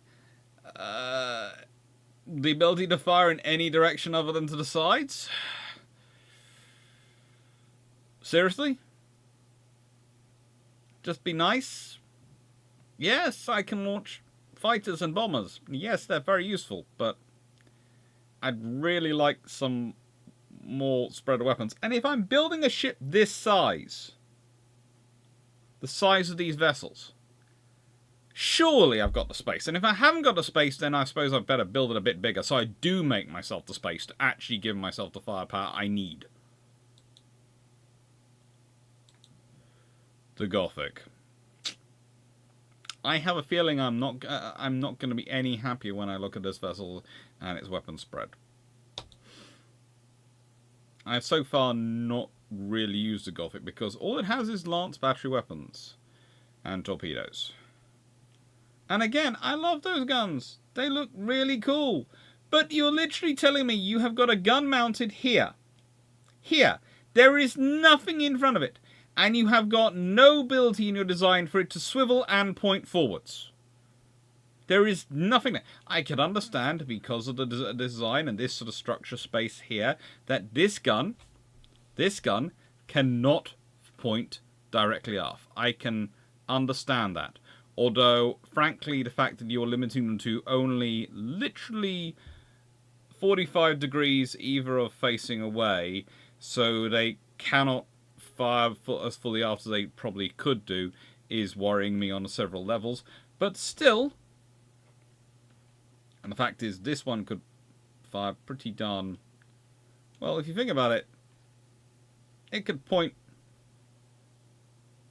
and fire quite far backwards, but no, they can't. Yes, I understand there are limitations to the technology, and yes, limitations are often a factor in turret design, etc. But the first thing you do when you are a multi-planetary solar system spanning 1,000 worlds, 10,000 worlds, you know,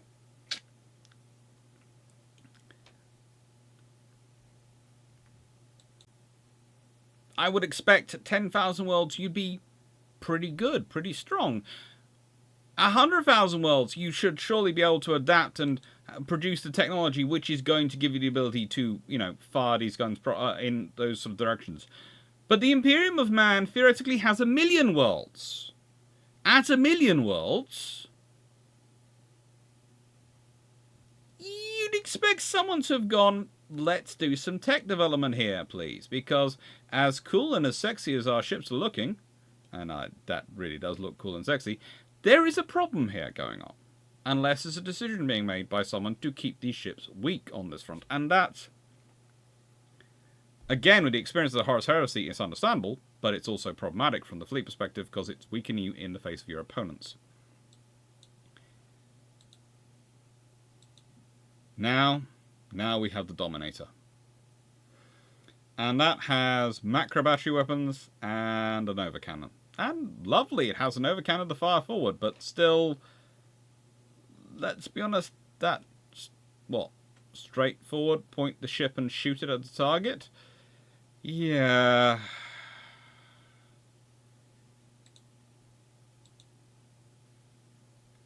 Now, what's this going to be like? What do we think? Do you think I'm going to be happier with the cruiser of the Tyrant type? No, I'm not. I could tell that from the get-go. It's got torpedo launchers, lovely. It's got a plasma macro battery, 18,000 units range, and it's got macro battery weapons of 9,000 unit range. But it's got nothing to cover it on anything other than the sides.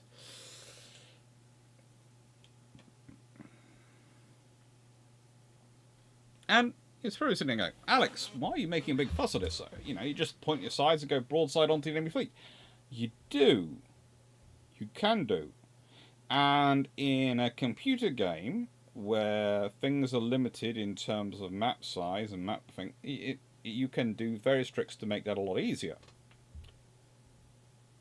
But the point I was critiquing when I'm working on science fiction is I get looking and go, what about fighting in space itself?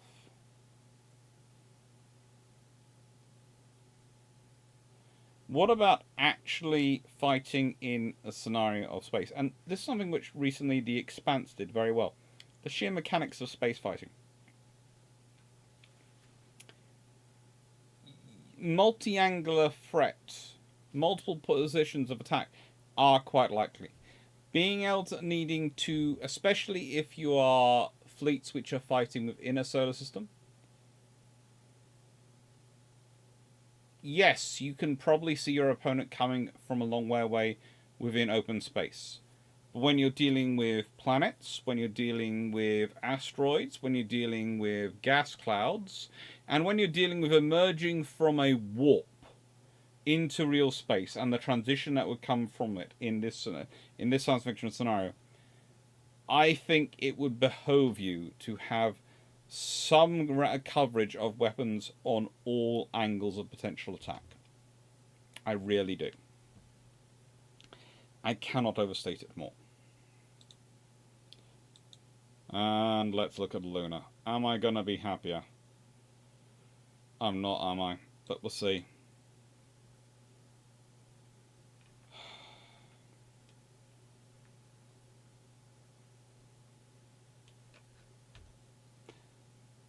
Do I even need to ask?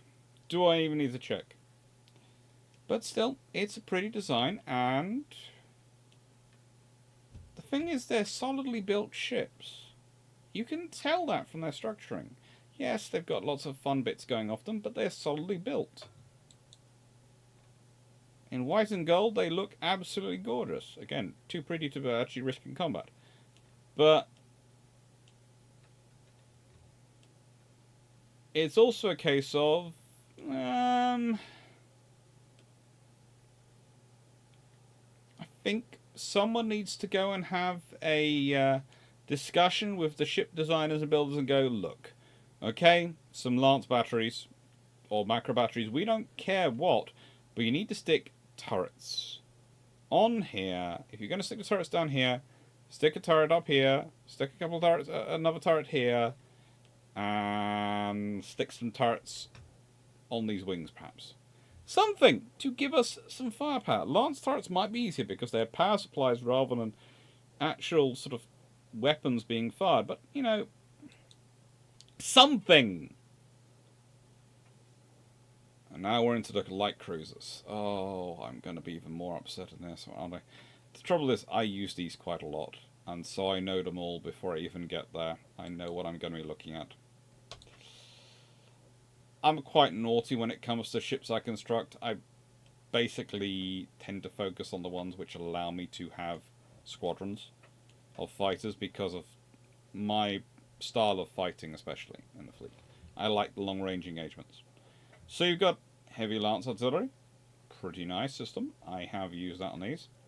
You've got double-barreled macro turrets, light macro turrets, and this gives you a fairly decent fire. Yes, it's only 9,000 units of range. Yes, that's absolutely annoyingly short in terms of range of engagement, but it works. And you've got this, which also has 9,000 units of range. 2 light micro battery weapons. And it basically gives you a lot of firepower you can use and deploy. Again, no stern coverage, but looks sexy still, especially in this white. In a blue, oh, is that eggshell blue? Would you agree? That looks eggshell blue to me, and that just looks good, but it looks fighting good rather than pretty good. Dauntless Mark II. Supposedly an improvement over the Mark 1. Let's see whether we really consider it an improvement. Do we consider improvement? Well, it has them, and they have a range of 9,000 units still, and these have a range of 9,000 units still, and this still is a torpedo launcher.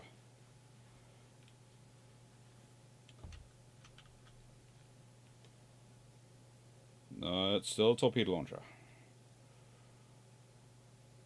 There's not really any improvement here, is there, really? Nothing you'd really want to write home about going, you know, I've got a Dauntless Mark II rather than a Mark 1. Yeah, really? I'm so happy for you. Now, you might notice we have now got something which is going to have a light macro turret, macro battery weapons again, and torpedo launchers. So what's different about this ship to the previous one? It looks like a very chunky design. It looks like someone has had a bit of a discussion with the design team, and this shows basically, yes, it's got a similar weapons fit,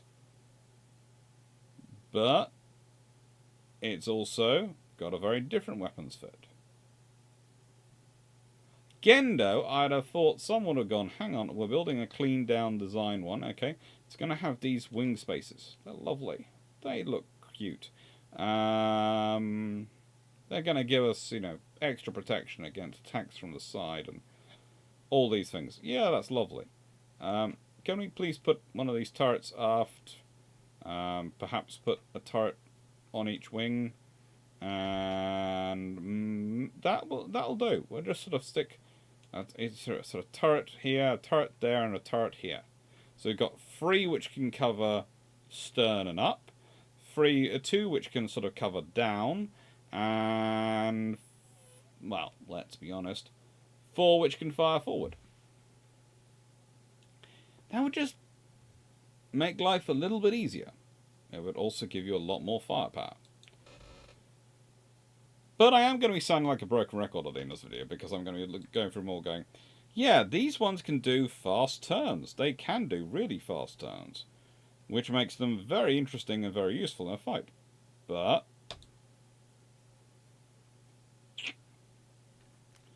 and this, of course, is the endurance. And again, it's got these guns up here, but again, those turrets can only do those arcs. I don't know.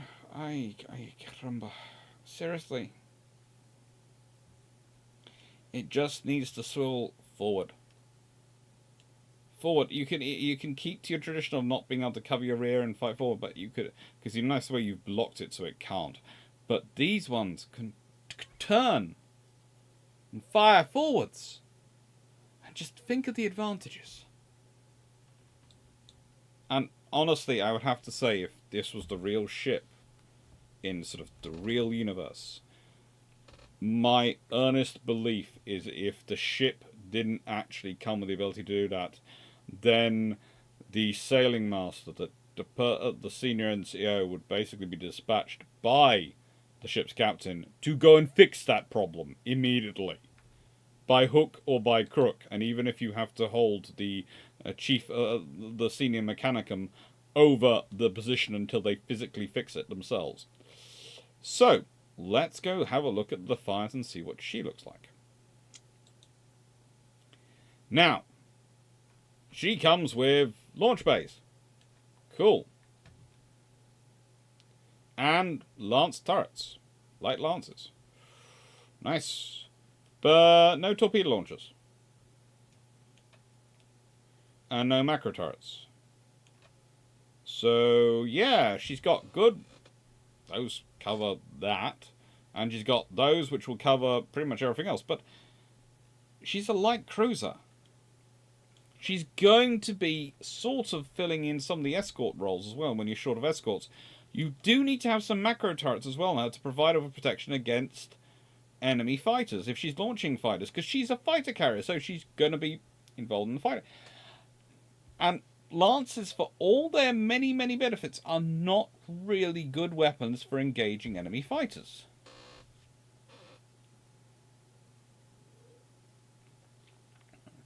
And also, I would say, having tried the trick with this vessel,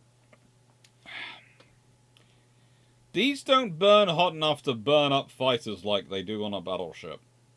It's annoying and rather sad. But look at how dinky she looks compared to what other ships have looked like on this picture. She really does look dinky. And that's the last of the light cruisers. Grand cruisers are, well, they're the basis of the real strength of the Imperium of Man, especially historically. Their role has sort of been supplanted by the battle cruiser, and that's why I tend to examine the two as a group. They were built with the idea that they would combine the best qualities of a battleship and a cruiser.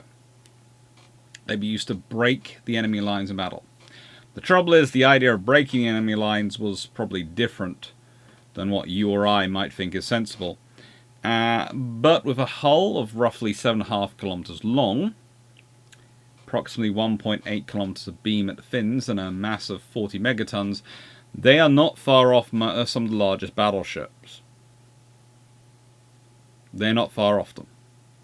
In fact, some of the battleships are probably not as big as they are. But, and that's one of the joyous things in the whole sort of game, in that some of the battleships are actually smaller than some of the ground cruisers. In the whole sort of building of it and the whole universe it inhabits. And again, that's historically accurate. Please note, battle cruisers were always larger than battleships. They were always larger than battleships. Why? Because they had to be faster and they had to accommodate all the stuff for them to go doing their cruising mission. And that's the thing about the ground cruisers. They're really good as heavy raiders.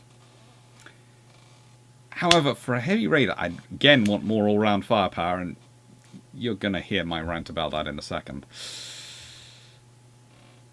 But they're good ships. They are the basis of the Imperium's, I was going to say global reach, to use the naval phrase, but intergalactic reach? Galactic reach? Comes from these vessels. Their ability to reach out, especially with independent task groups, and go hunting. Take off some escorts, maybe take some other smaller cruisers with them and go, hello, we've appeared randomly in your rear, we're now going to cause a lot of trouble. They're interesting ships. Escorts. Escorts are always pretty. But some of these escorts are pretty than others. So we're going to start off with the Cobra. We are going to start off the Cobra. And these are your most maneuverable ships. They don't have escort troops, but they are your most maneuverable ships. And they really are maneuverable. And they're dinky. Again, look at how much I've had to scroll into it. I scroll out the full way like I have done on other ships, and I compare that to the station above. Look at how tiny it is in comparison. Look at how small. It's cute. Now, for such a cute little ship, it does pack a big punch in terms of it's got torpedoes, and they're going to make a point. But basically the entire ship is highlighted when you highlight the torpedo system, because that is probably how much of the ship's design is dominated by the torpedo launcher. And then you have the light macro turret. Now, considering their maneuverability, that's kind of like having a turret which can do 270 degrees on an Apache gunship. It's going to be able to spin round and cause you trouble. It can do all sorts of random things to you in a fight. So yeah, I can sort of live with that on this. It's one of those things. When it comes to the escorts, I can live with them not having the firepower pointing aft. I find it annoying and stupid still, but I can live with it. But basically this vessel is weapons at the front, and everything else is around just to move those weapons around.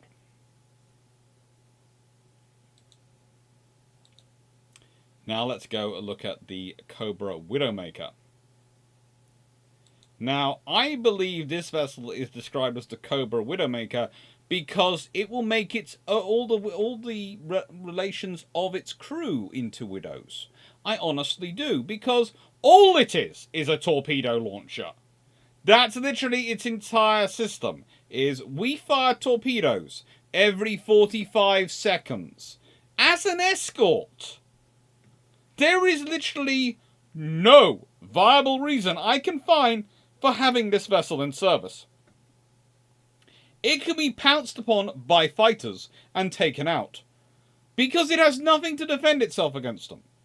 Especially if they attack from the sides, rear, above, below. There are so many options.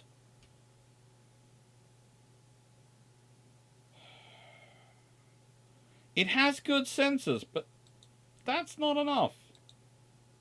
We're starting to get into, as you can see, the serious frigates as well. These are 41 credits of equivalents to buy. This, again, has the double-barreled light macro turret. And it also has the light lance artillery. But again, has nothing else. But it is a highly maneuverable little frigate. So I will accept that, because, let's be honest, it's going to maneuver. And with this one's range of fire, its speed of maneuvering, that's fairly useful. It makes sense. However, I'm not the biggest fan of the Firestorm, I have to admit, for other reasons. I tend to find they get blown up in fights quite quickly. This vessel has 2 double-barreled light macro turrets. And I will say, as a pure escort, if you want to if you have one of those carrier-focused larger capital units and you want to give it some protection from enemy carrier counterattacks, this is a very useful unit to have. It's going to give you a lot of firepower to engage those fighters. I'll also say that, frankly, it's also not going to have a lot of fun if you end up in a scenario where it's engaging with large units, though, because it's got nothing it can do against them. Nothing at all. And then we have the Falchion. Now, the Falchion has 3 of the light micro turrets. And it also has the ability to launch torpedoes. And you're going to sit there and go, Alex, we found something which you actually like. It's got its heavy capability. It's got 3 turrets. Surely you should like this. And I do. I do like it. But I also look at that design and go, who hurt you? Who hurt you? Because why in the name of all things holy have you done that? And when I say holy, I mean Holy Marmite. How? Why? Why would you do that? Holy Marmite and Bovril, why would you do that? It just looks like you've taken the ship which you're building along here, and you've gone, right, now I'm going to open up the secure core to the rest of space from attacks from above and below, with no weapons below, and I'm just going to give a big shoot me here now shape to my design. Because I thought, well, when I saw it originally, I thought, oh, okay, I'm sure there's going to be more thrusters there. No thrusters. There's nothing. It's just there. It's there.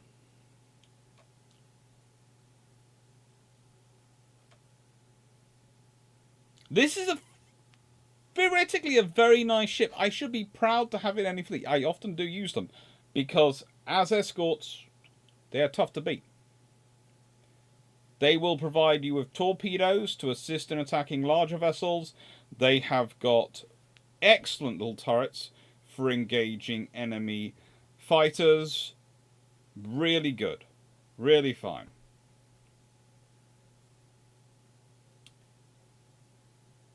There's theoretically a very balanced frigate I should be very happy to have, but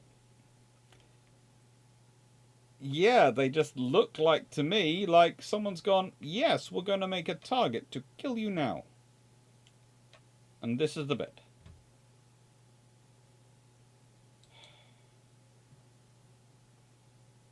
Overall, though, it is an interesting fleet.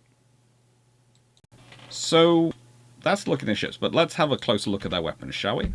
Well, let's start off with these sort of weapons. The four main groupings are macro weaponry, lances, torpedoes, and over cannon.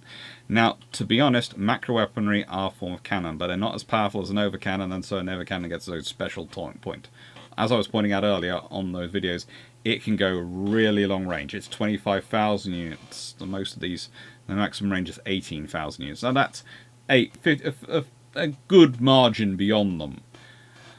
Some of them are 13,500 or even 9,000 units in terms of the macro weaponry, etc. So they are far shorter ranged. But also they don't have the same minimum range as an over cannon because of its power. The Disruption Macro Cannon, now they fire a shell of highly charged ionized deuterium atoms which cause minimal physical damage to the targets, but overload, shut down power transfer systems throughout the vessel that they're hitting. They are particularly useful when you want to capture enemy. Then you have Hecutor pattern plasma batteries, which, well, they refocus the power of the plasma blast and concentrate into a compressed photonic packet that can do very long distances. When you see a weapon doing very long range attacks and it's a macro weaponry, it is probably a plasma one. Usually those versions are found on the oldest vessels, but sometimes plasma weapons are found on newer ones, and as you saw from designs, there are some plasma weapons on new ones, but more often not, it's the Chaos fleets which have them, i.e. the people who are using ships which used to belong to the Imperium of Man. And then we have the bombardment cannons. These are designed to reduce planetary defenses to rubble and support landings. They're really critical, but again, you tend to see a surfeit of them on things like Adeptus Astartes ships. Lances are directed energy weapons. They're basically, you could say, this particular world's version of phasers, but they're not. They're not phasers. They're just, that's the easiest way to sort of think of them. But they are more like phase cannon from the NX Enterprise series, you know, when they pre the Federation Enterprise, those sort of cannons. Now, some of them are very interesting weapons, which are honestly just scaled up versions of, theoretically, what's sometimes the las gun, which is the standard infantry rifle weapon, are basically just scaled up versions of that. But some of them, let's consider the Void Sonder Lance Battery, which is mounted on the Dauntless class light cruisers. It's got massive power.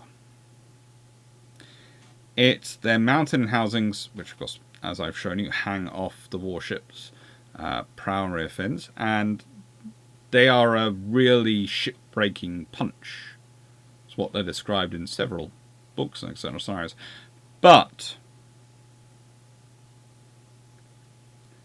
they are so powerful and power-hungry then they haven't found a way to get them to be more flexibly mounted. And it's only once you're on ground cruise or larger that you can mount them on dorsal turrets instead. This is what limits their usefulness. And this is one of the reasons why, when I was critiquing them, I was going, look, they can't fire forward and etc. The point is, though, surely, if you can create the weapon, you can create a system which allows you to fire it forward. Even if it's in that position, we can't mount it on dorsal position. Fine, it can only do this. Angle it. Maybe what you do is, instead of having the gun fixed so it's firing that way, you position it so it's at 45, sort of at maybe an angle of 30 degrees from center.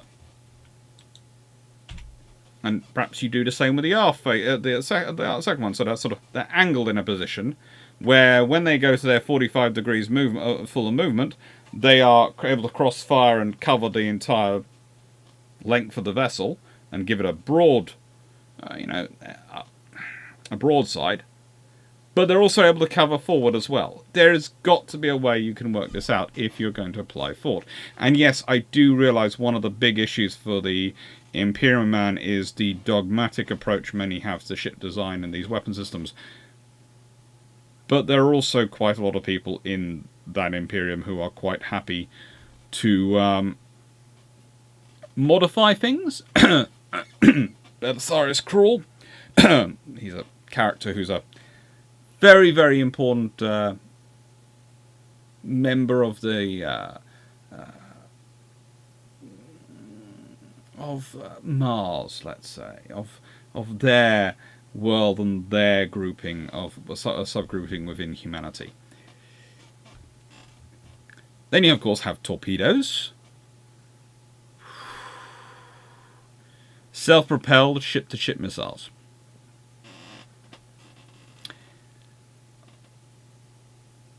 About 60 meters long on destroyers, 200 meters long on cruisers, and 300 meters long on battleships. You think about that, you're firing a weapon which is 300 meters long.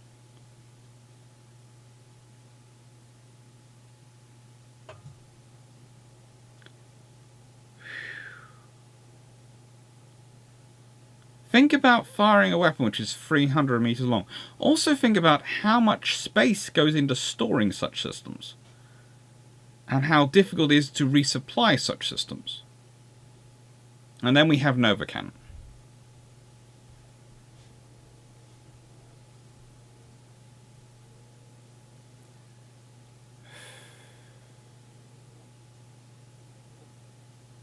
Nova Cannon are, well, they are basically a long tube full of gravimetric impellers, which accelerate the projectile, which can vary in various types, to a fraction of the speed of light.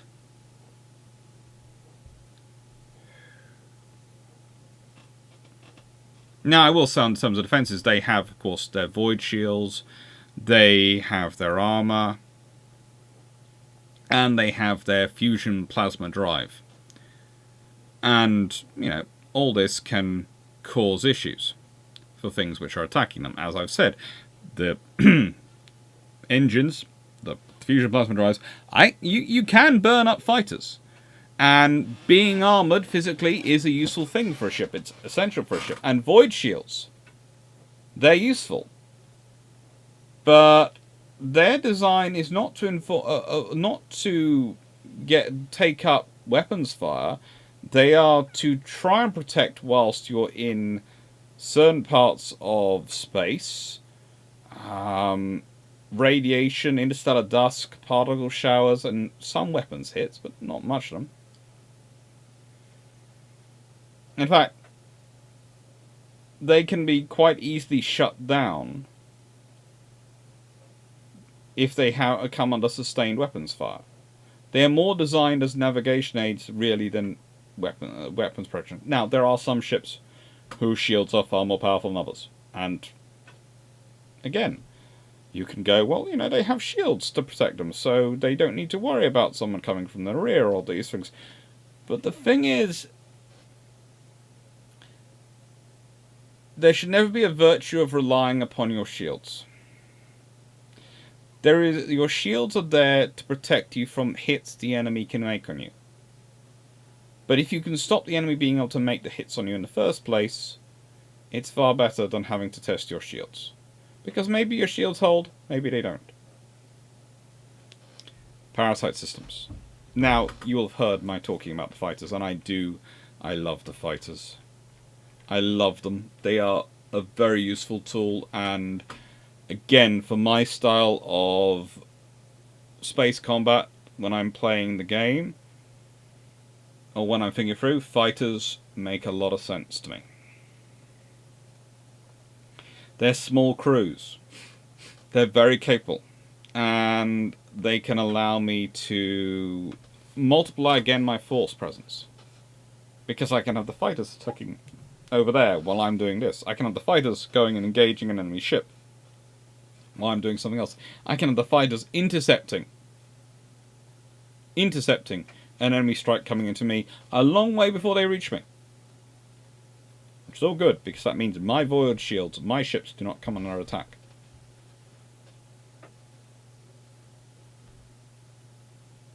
They can make your life a lot easier.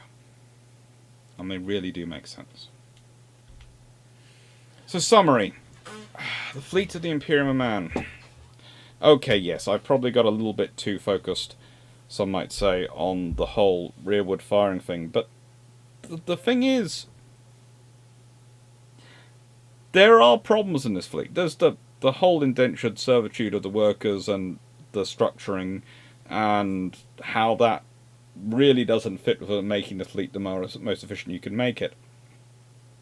But that fits with the world, okay? That fits with their history, that fits with their collecting understanding of what we might call a golden age of technology, what they would call a dark age of technology. All those things, it fits with it. What doesn't fit with it is being stupid.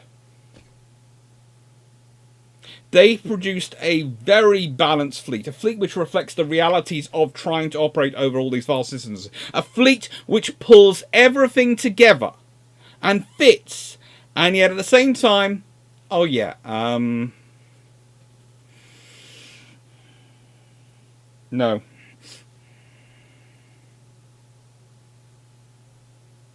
And the trouble is, you could, if it was just in the game, I could understand. I could accept it. This is the game variant. It has these weaknesses, but then it's written into law, like it is with the Dauntless, the cannons on the cruise, the lances on the cruisers. And you sit there and go, why? Okay, yes, it makes it all fit together nicely and all nicely, but seriously, I know it's nice and joined up, but it's. Someone would sit there and look at it and go, we can fix this. Maybe make it a bit longer. And, you know, as said, angle the guns. Angle them so they can be adapted. There are options. You could think it through. It's not beyond your wit. And again, if you can mount them forward down the hull, to guns forward down the hull, forward of the fin section, down the hull, aft. All am I saying, give yourself some backwards firepower. You'd be amazed at how successful you're going to give you more broadside firepower, which is good. More broadside, you like the broadside, but also it'll give you coverage rear. So on your ships which are large and can't do rapid turns like the escorts, you've got coverage. And that then frees up your escorts. Think about it from a whole fleet perspective. Okay? If you've got this really obvious weakness, you need to detail ships to cover it. You need to start thinking about it the whole time. Whereas you do anything which mitigates and reduces that weakness, you've suddenly freed things up. If we consider it with modern ships, right? With the current navies we have in the world. Auxiliaries. Fleet auxiliaries. The oilers, the supply ships.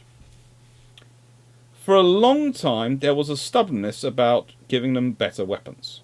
About upgrading their weaponry. Until someone pointed out that, well then, you're either going to have to keep them well out of the war zone, or you're going to have to start detailing escorts to protect them. And whilst you still probably need to detail escorts to protect them, you need to detail a lot more to protect them if they don't have any defences themselves. And whilst you could do that in a world where you had far greater numbers of escorts than you do today, you can't do that today. The Royal Navy's down to 13 frigates and 6 destroyers. They've got to make from that 2 carrier battle groups and amphibious task group, theoretically, in terms of their force generation.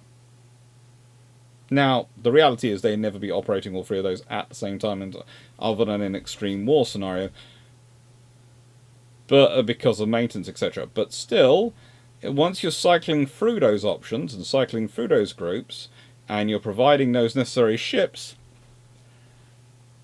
you're a bit short of vessels when it comes to, oh yes, and also we need to escort the resupply convoy in because we need to keep the task group station. Oh, do you? With what?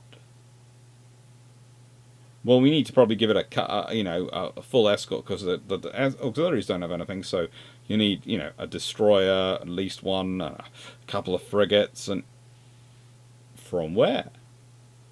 Oh,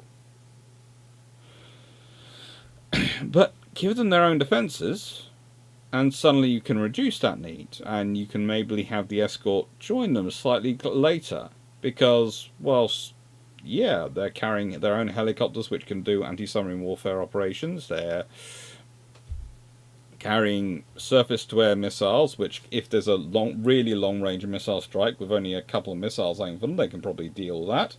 And they've got their own close-in weapon systems. Then maybe their escort is just a destroyer or just a frigate. A single one for the whole group. To provide them with slightly more protection in case of bigger threats coming in. This is the scenario. If you think about the sheer number of escorts they're usually putting with their capital ships and their other ships, 6 or more to protect them. If you cover the rear, what other options does that free up for you to use those escorts for? You're probably still going to have them covering there, but can they take a more offensive position? Can they be more orientated around the ship? Can they do other maneuvers? So yeah. It's a whole force doctrine scenario. But it's an interesting one, and the whole fleet structure is kind of interesting, because the way you have to stitch together fleets which are from many different scenarios, backgrounds, productions, pull them together, organize them into fleet, the whole commonality of standards across, whilst also embracing the differences to try and preserve the sort of the fleet culture and keep it working together.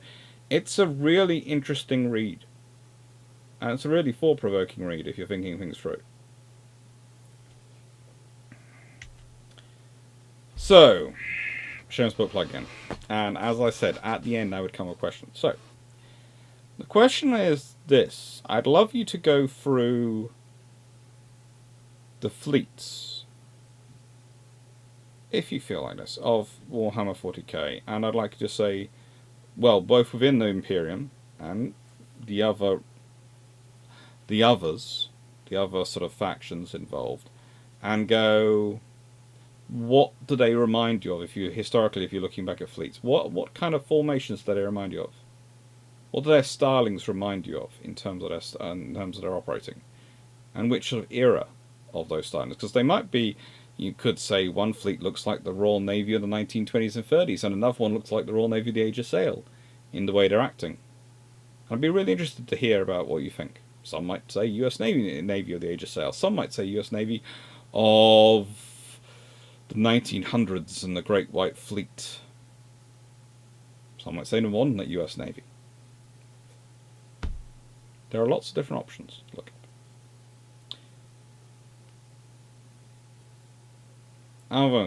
The other thing is the announcement, the thing I said at the beginning about admin stuff. So,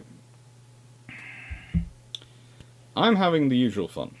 As I've said before, I'm a contract lecturer.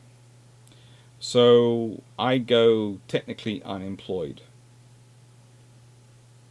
most years.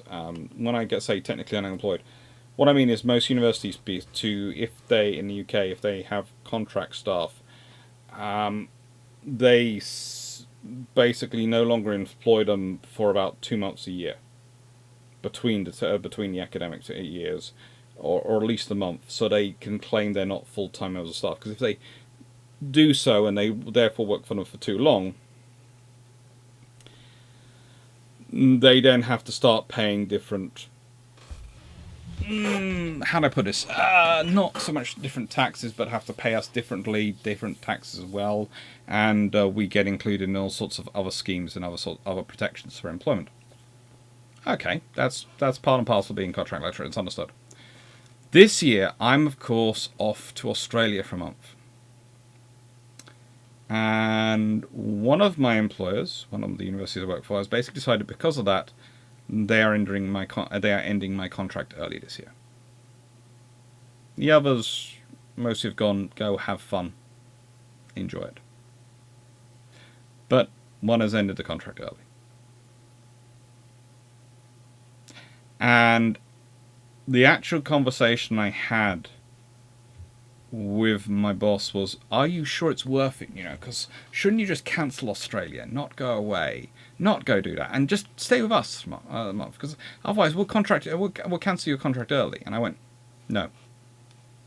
There's two reasons for it. One, you all very kindly donated and supported me in going to Australia, and it's going to be an absolute amazing naval history trip, which is going to produce lots of great stuff for this channel and for Drax's channel and for Ship Shape, and I hope you all enjoy it and get as much fun out of it as we are going to get from doing it, and the history we're going to be able to show you. But secondly, well, I wouldn't use the word which went through my head when that person suggested that, and I would never hold it against them, because I'm sure they didn't mean it in that way. Absolutely sure.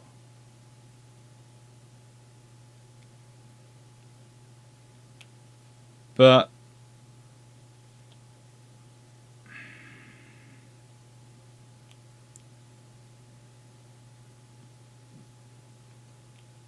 that's not going to fly with me.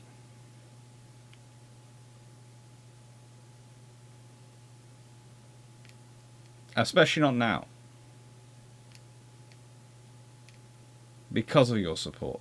Because of the growth of the channel. Because of your help. I have no qualms. Honestly, I have to say that I am expecting to have good news and bad news in September. I'm hoping to have another contract post, but I'm also expecting to have at least one of the contract posts I currently work with not renewed. Mainly because it's got down to the point where I'm the only one left in the department, and they haven't hired anyone else to replace the others who were supposed to be in the department. And so I'm fairly sure, as my contract ceases to exist, it's not going to get renewed. I'm fairly certain.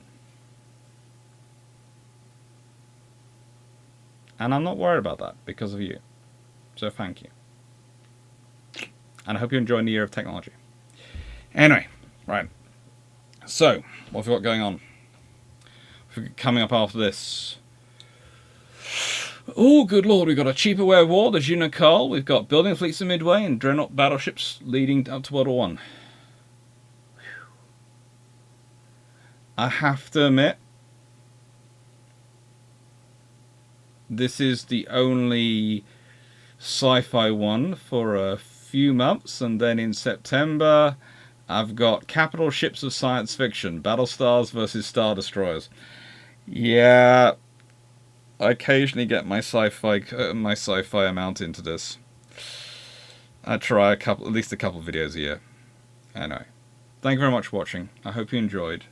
I do apologise for anyone who is a massive aficionado of the Imperium Man and Warhammer 40k, because I have probably, in my efforts to try and cover everything, have skipped over all sorts of wonderful little areas, and I know I've skipped over many of them, but I think this video is probably going to be roughly 3 hours long as it is, and I already, as I said, the 6-hour one I have recorded, and it's not going to be quite 3 hours. Not going to be quite 3 hours, but yeah. There's just so much to cover, but I wanted to try and bring as much in as I could. Thank you very much for watching, and I hope you enjoyed.